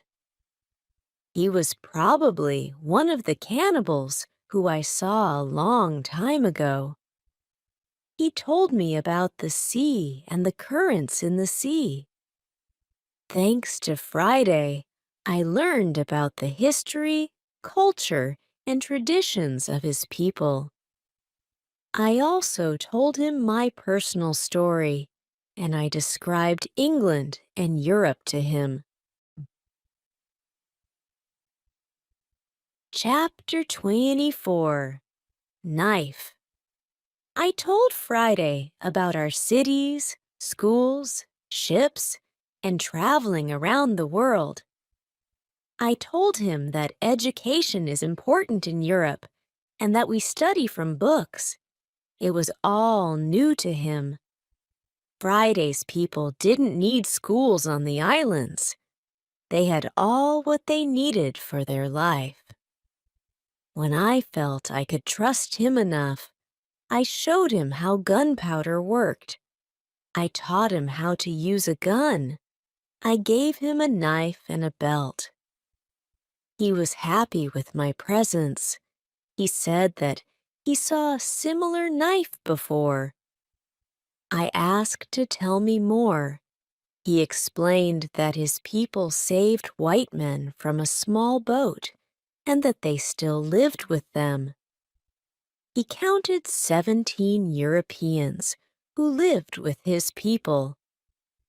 I thought these might be the sailors from the ship which came to my island some time ago. They probably saved themselves in a boat because I didn't find anybody when I went on board to look for survivors. I asked Friday to tell me more about them. He told me that they were okay. I was happy to hear that some Europeans lived not very far from my island. I started to plan how to meet them. The next day, we went on a small trip around the island. First, we went to the cross where I wanted to mark another day. "What is it?" asked Friday when we came to the cross. I explained that we have 7 days in a week. When Friday heard the word Friday, he laughed.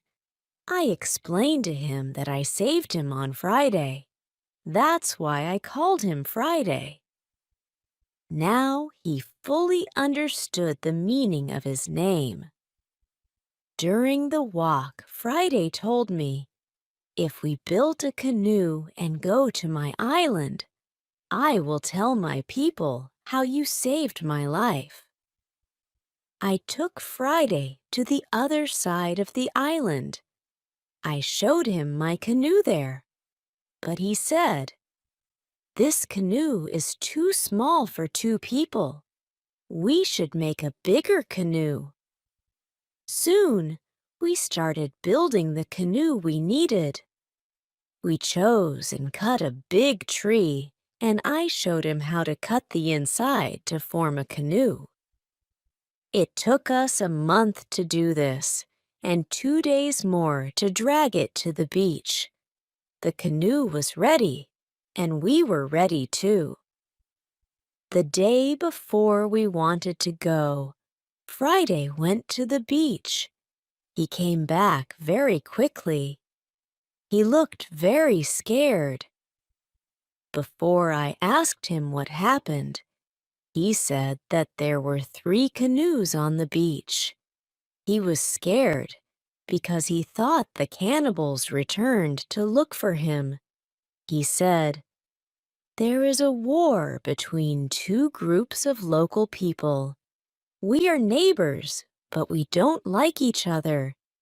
We had many conflicts in the past. There was never peace. We kill each other whenever we can.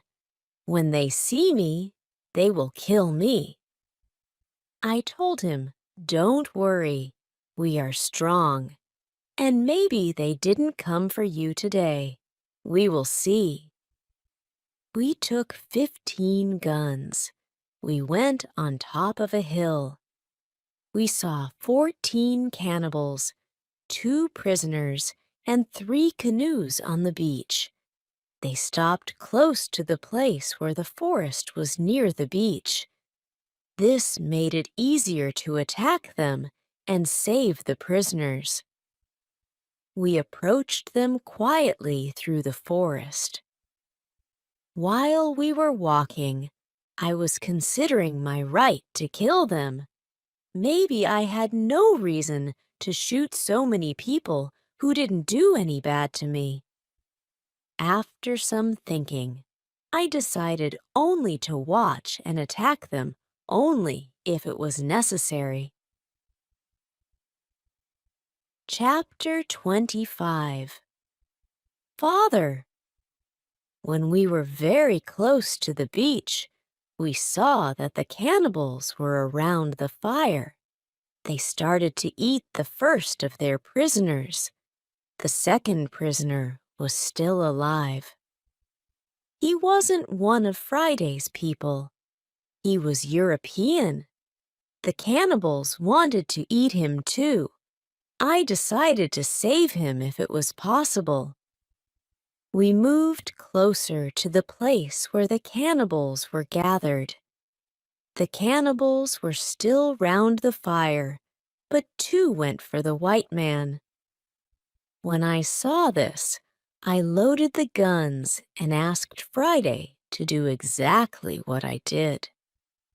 We fired quickly at the cannibals from 6 guns. We killed 3 and injured 2 of the cannibals. The rest jumped up to their feet, but didn't know which way to run because they didn't know from which direction the danger was coming. Some of them ran to their canoes. Some of them stayed on the beach. We continued shooting, and we shot 3 other cannibals. After that, we took our guns and we ran to the beach. We shouted very loud. I ran to the prisoner, and Friday shot the nearest cannibal. I freed the European. He said something in Spanish to me. I gave him a gun. He was weak, but he could shoot from a gun if some cannibal attacked him. The cannibals were shocked by our sudden attack. Our unusual guns scared them a lot. Only 2 cannibals tried to fight us. We shot them with our guns. Friday fought very well. He quickly killed 1 cannibal who was injured. The second injured cannibal ran into the forest. Friday ran after him, and he killed him with his knife. Only 3 cannibals were able to run away. They jumped into their canoe, and they started to leave. Friday shot at them, but he didn't hit them. It was dangerous to let them go because they could tell their people about us. Friday and I wanted to jump in one of their canoes to chase them, but to our surprise, we found another tied person on the bottom. He was scared because he didn't see the fight, but only heard it. The ropes were so tight around his neck that he was going to die soon if I didn't cut them. When Friday saw him, he started to cry. Then he laughed and he hugged the man. Then he jumped and began dancing around him. Then he cried and laughed at the same time. When the strongest emotions were gone, Friday told me that the prisoner was his father. I felt tears in my eyes when I saw the son's love for his father. This happy incident delayed us, and the cannibals were already gone. Friday returned to the canoe and held his father's head to his chest. Then he rubbed his father's hands and feet with his hands to warm him up. Soon, Friday's father was feeling much better. When they talked, Friday suddenly jumped up and ran to the forest as fast as he could. When he came back, he had a bottle full of fresh water. He handed the bottle to his father, who was dying with thirst. After he drank and was feeling better, I asked Friday to give the rest of the water to the Spanish, who needed water very much too. The Spanish was very grateful to me, but he was so weak, he couldn't get up on his feet. I asked Friday to rub his hands and feet, just as he did to his father. It helped him a lot. Then I asked the Spanish to go to the canoe with Friday's help, because I wanted to take them to our place. Friday, however, Auntie being young and strong, just took the Spanish on his back and carried him to the canoe. Then he carefully put him there and arranged so that both he and his father were comfortable. Chapter 26. Dinner. When the Spanish was inside the canoe, Friday jumped out of the canoe and guided it along the beach faster than I could walk. We soon reached the place where I saved Friday. Friday helped our new guests out of the canoe, but they weren't able to walk. We had to carry them to our home. We had another problem when we reached the house.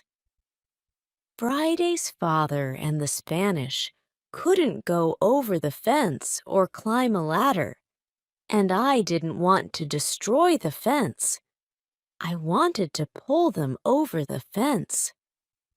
But then I realized the cannibals were already gone. We could stay outside the fence. We made a comfortable tent for them outside the fence and prepared soft beds for them too. As soon as we finished this, I started cooking dinner. Friday brought some fish, and we cooked them quickly.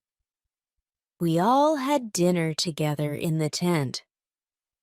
Friday was my interpreter because the Spanish spoke the language of Friday's people. After that, I asked Friday to go back to the beach and bring us the weapons we left in our hurry. I also asked him to bury the bodies of the killed cannibals the next day. He did as I said, so later, when I went to the beach, I could hardly recognize the place if it wasn't for the big tree behind which we were hidden. The next morning, I asked Friday's father what he thought of the cannibals returning to kill us. He said our guns created a great shock. They didn't know how we won the battle using them. He said he heard them shout in their language that Friday and I were spirits sent from heaven to punish them with fire. I was still worried the cannibals might return with a bigger army, but nothing of the kind happened.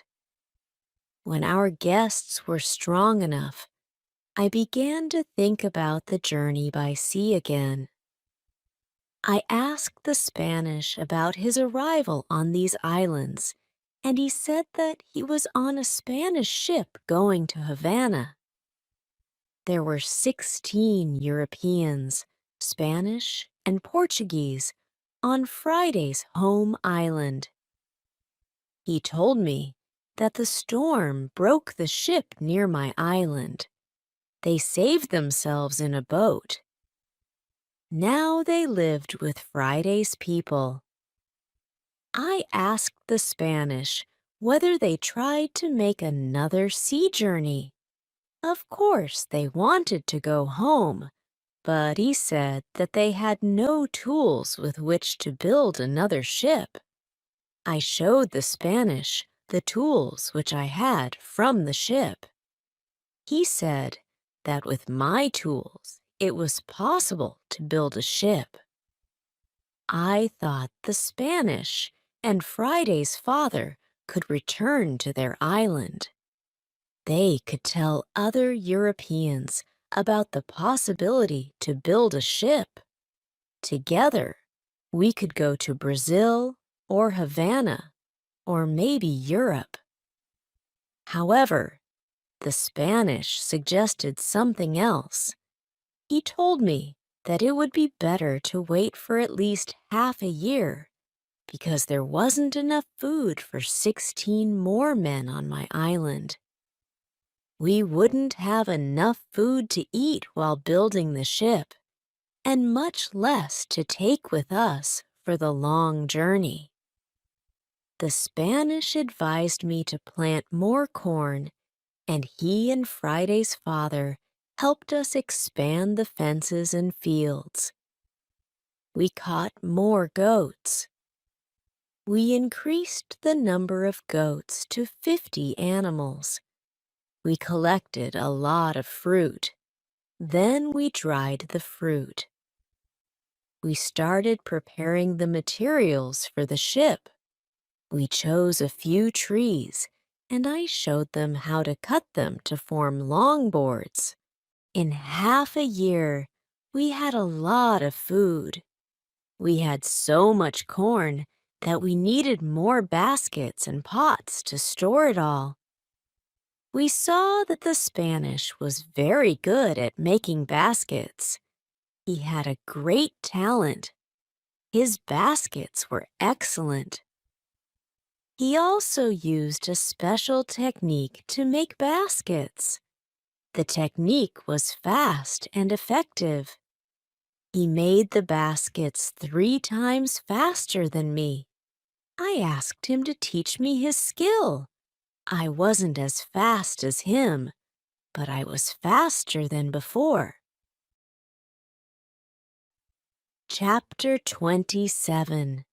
Englishmen. We put all the food in my cave. It was safe there. Then the Spanish and Friday's father could go back. They could bring the other men here. We gave them food and 4 guns in case they were attacked again. Then they took the canoe and they went away. 2 days passed since they left when something unexpected happened.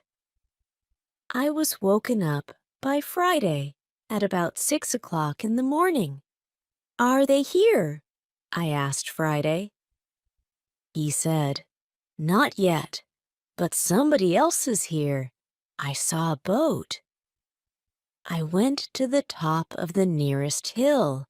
I saw the boat.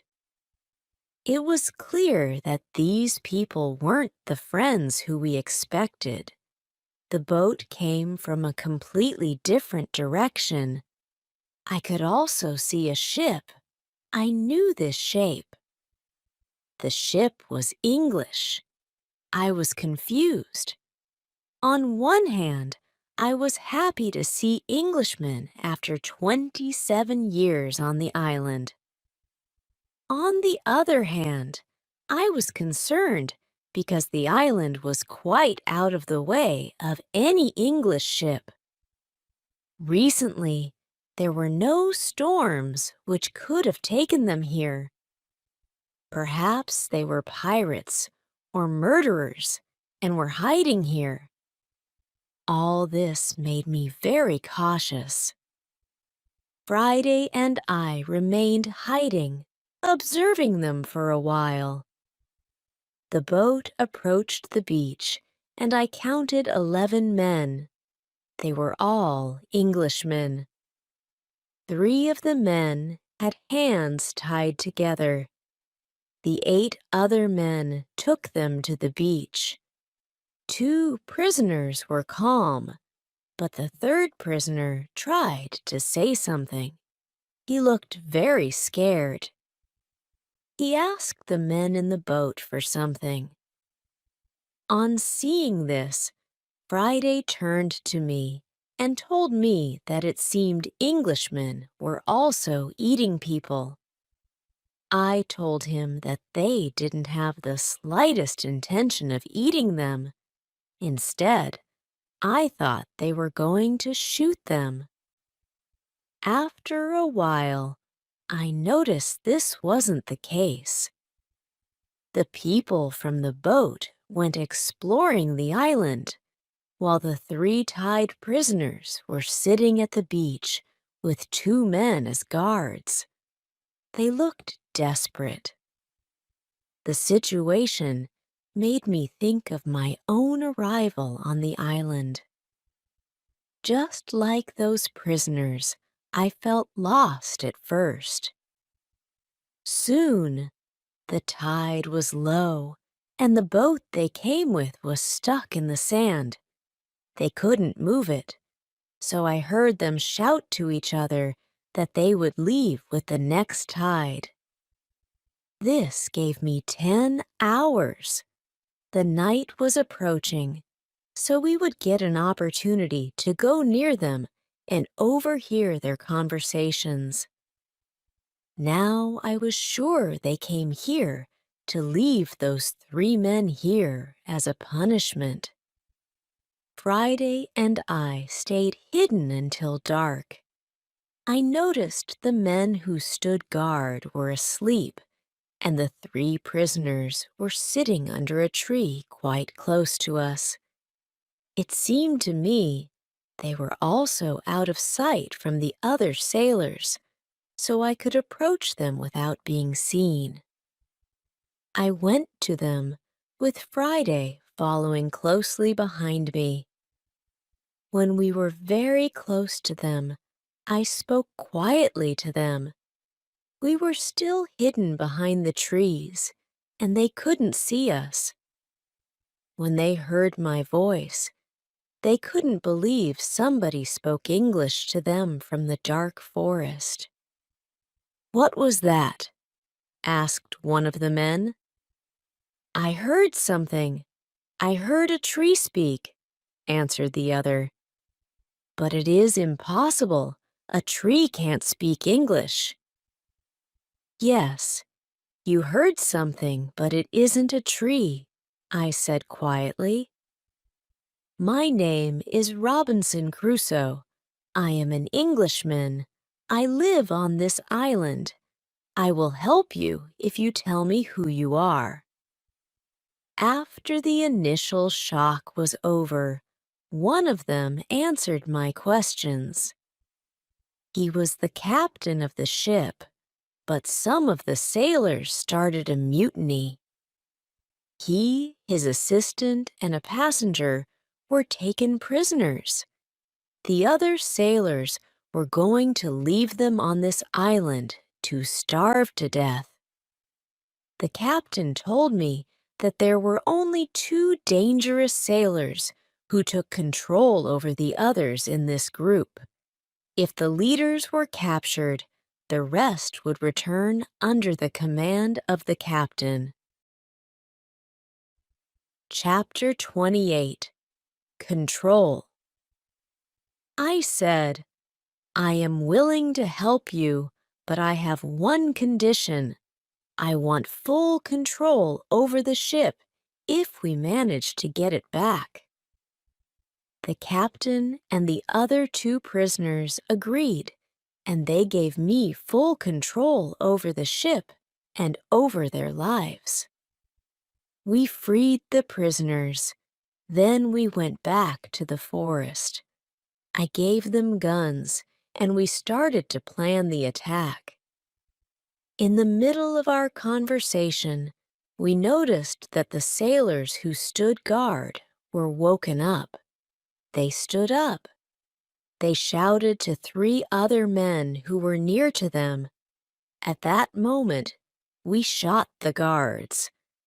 Then the captain spoke to the 3 other men. He told them to be loyal to him and help him get back to the ship.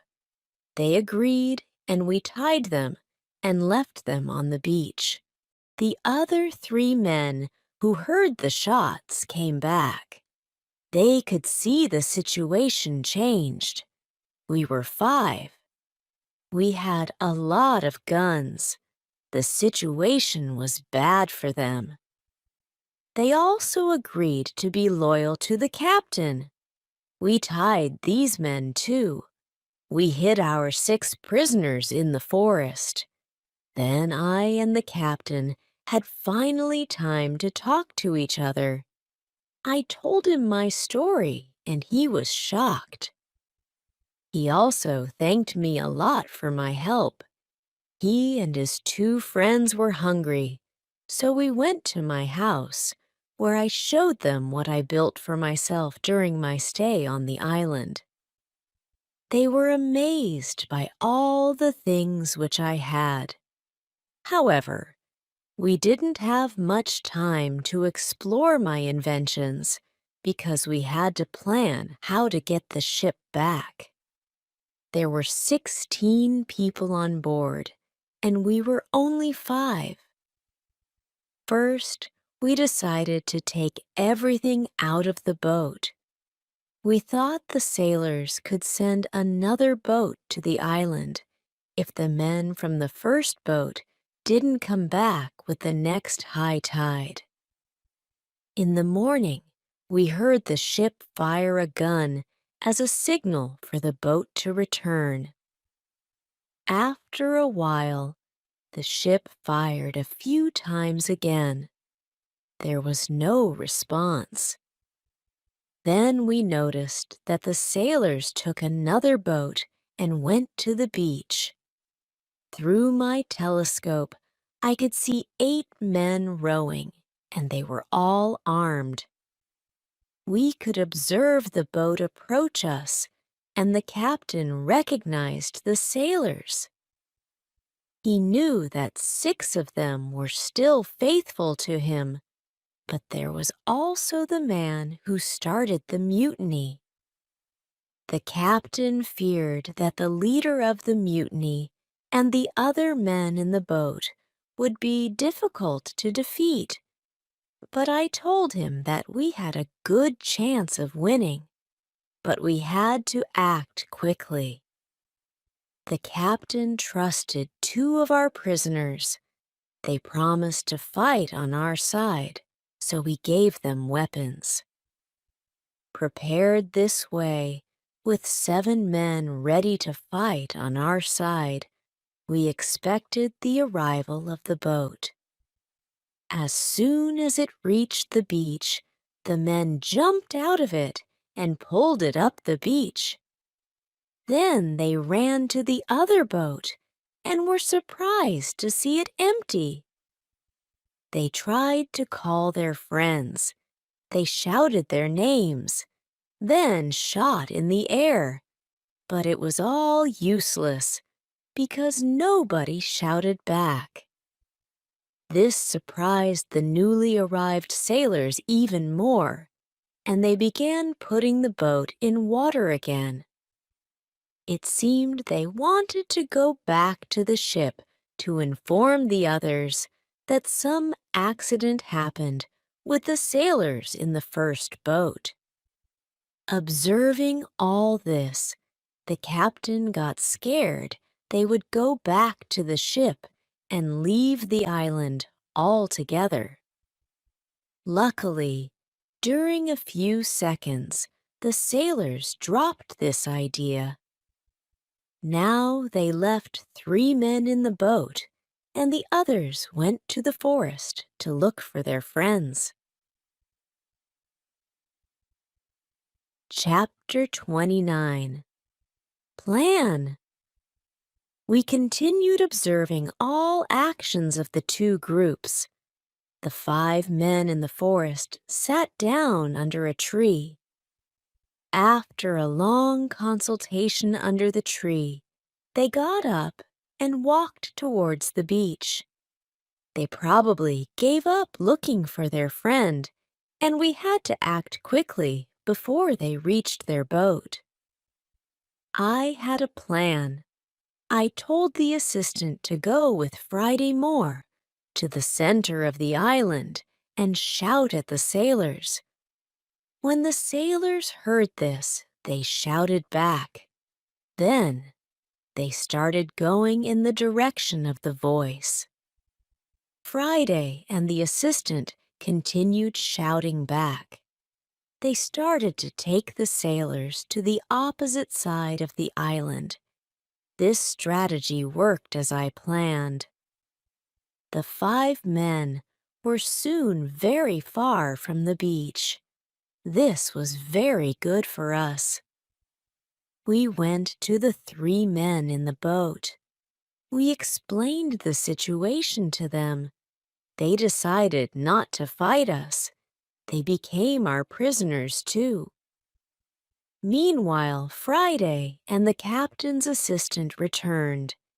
They led the others so far away that they wouldn't return sooner than in 2 hours. We hid and waited for them. When they returned, they were very tired. When the sailors came to the boat, they were amazed to find it empty. They started calling their friend, but again there was no response. After a while, the leader of the mutiny and 2 others separated from the rest and walked towards the forest where we were hiding. The captain and Friday attacked them as soon as they were closer to us and away from the group.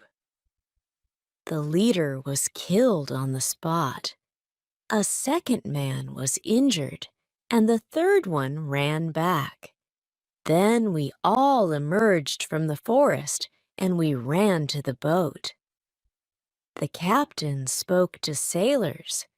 He asked them to give up. When the sailors understood the situation, they dropped their weapons quickly. We decided to tie the prisoners, but we didn't tie all of them. The captain trusted 3 of the men. We didn't tie these 3 men. Now, we were 10 men. We started to plan how to get the ship. After some discussion, we knew what to do. Friday and I stayed on the island. We had to watch the prisoners. The captain, his assistant, and the passenger took the clothes of some of the prisoners. They wanted to look like them. Then the captain and his sailors took the boat. They went to the ship. When they were near the ship, they spoke to the men on the ship. They told them it wasn't possible to find the other men. When all of the men from the boat were on the ship, the captain showed himself, and the attack began. Several sailors were injured in the battle. There was only 1 person shot, and he was the second leader of the mutiny. As soon as the captain regained possession of the ship, he ordered 7 guns to be fired, which was the signal we agreed on. I was happy to hear those shots. Soon, the captain went back to the island. We hugged each other. He told me that the ship was now under my control. I was so happy. I started crying so much that I wasn't able to speak. After I calmed down a little, the captain ordered his men to bring a lot of food from the ship to the island. We were going to have a nice meal to celebrate our victory and my departure from the island. There was expensive wine, excellent tobacco, pork, beef, and peas. There were biscuits for dessert. I was very happy to taste all those things again. The captain gave me clean clothes. I didn't wear clothes for a long time. The clothes were very light.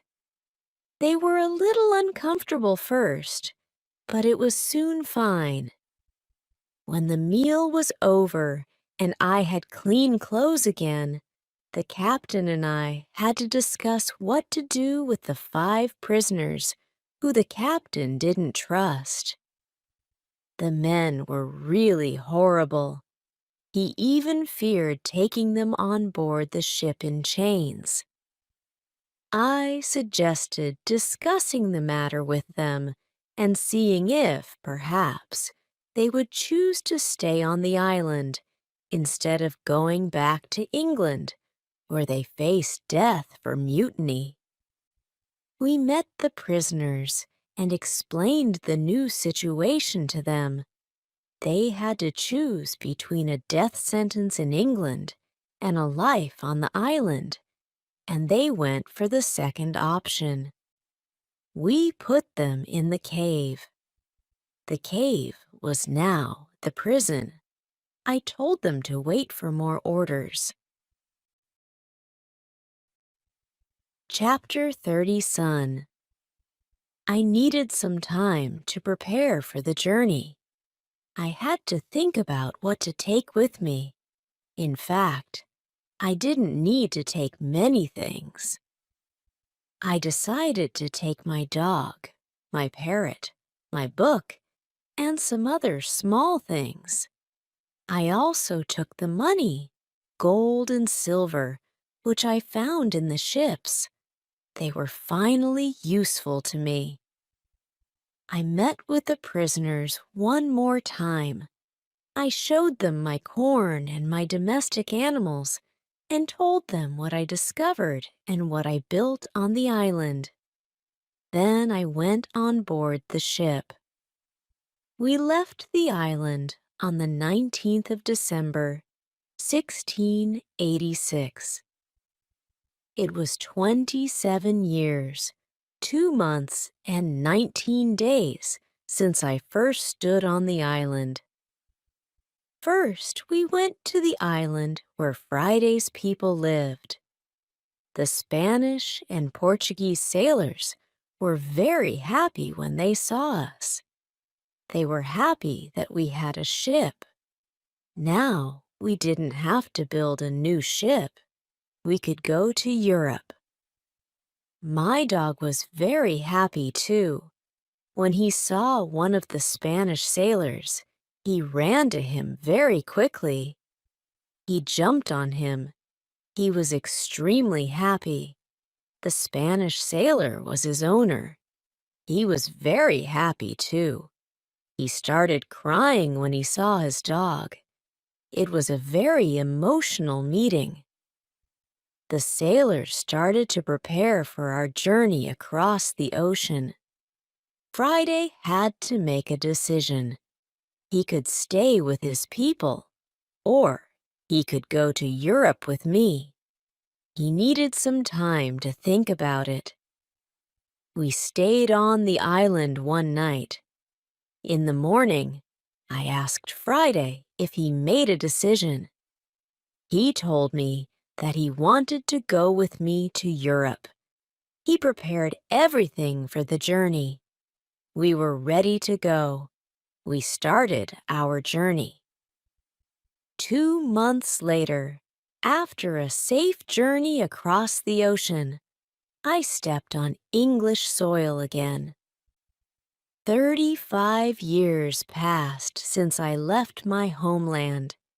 It seemed to me the whole world changed in that time. London was a different city. There were some new houses, streets, roads, shops, parks, and big bridge across the river. But it wasn't all. People also changed. They had different clothes. Women had different hairstyle. Men had different hats and new types of guns. People used new tools, which I didn't see before. They had new names for these tools. It was all very interesting. The style of music in the pubs was also different. I heard new songs. I liked this new style. I wanted to sing these new songs. From London, I returned to my town, York. My parents were both dead. I found some relatives. My sister, my uncle, and my aunt were still alive. They were happy to see me, but they thought I was long dead. So I had no rights to family's money or land, but I could stay and live in their house. England was a big shock to Friday. Everything was so new for him. He saw so many things for the first time in his life. It was all very interesting for him. He liked this new experience. What he didn't like was the cold weather in winter. It was February. Snow, ice, freezing weren't good for him. It wasn't logical to him why we lived in such conditions. I told him that in summer, the weather is much better. I sent a letter to Brazil. I still knew the address very well. I wanted to contact people in Brazil. I wanted to know if my wife was still alive. I wanted to know if my plantation still existed, but I didn't know what to expect. The connection was broken many years ago. In May, I got a letter and some packets from my wife. She wrote she waited 10 years for me. Then, she stopped believing I was alive. She married again, and she had a family, but her new husband died 2 years ago. I also got a letter from my wife's father. He took care of my plantation. In his letter, he wrote detailed calculations of the expenses and profit from the plantation during all these years. They both sent me many nice presents. They sent some nice skins and a little box full of gold. They also sent me some boxes of sugar to sell. My wife had also a big surprise for me. She wrote that I had a son. It was great news. He was born 8 months after I left Brazil. He was now a big man, and he wanted to meet me. So many things happened to me in such a short time. It was shocking. I wanted to cry, then I wanted to laugh. All the emotions were too much for me. I wasn't able to calm down. I stood up. I sat down. I stood up again. I walked around the room. I laughed. Then I cried again. When I calmed down a little, I started to think about what to do. Chapter 31. Brazil. I thought about moving back to Brazil. I wanted to see my son, my wife, and my plantation. After some longer thinking, I decided to go to Brazil, but only for a visit. I wanted to see if I could live there again. I wrote to my wife. I asked her if it was okay to visit them for some days. With the letter, I sent nice presents to her and her father's family. After some time, I got a letter from my wife. She wrote that I was welcome to visit them. Her invitation made me happy. I started to plan another journey by sea. I bought nice presents for them. 2 weeks later, I was ready to go. When we arrived to Brazil, I met with my wife and my son. She changed a lot, but she was still very beautiful. My son was a big man now. He was very intelligent. He had his own family, too. He had also big responsibility. He managed plantations of all the family, and he was responsible for a big land. My son spoke only Portuguese and a little Spanish. My Portuguese wasn't very good after so many years. I forgot many words. I remembered only some basic phrases. But with practice, I started to remember the words fast. After 2 weeks, I could have a basic conversation on many topics. And 1 month later, I was able to speak fluently and automatically. I was very happy that I could speak with my wife and my son.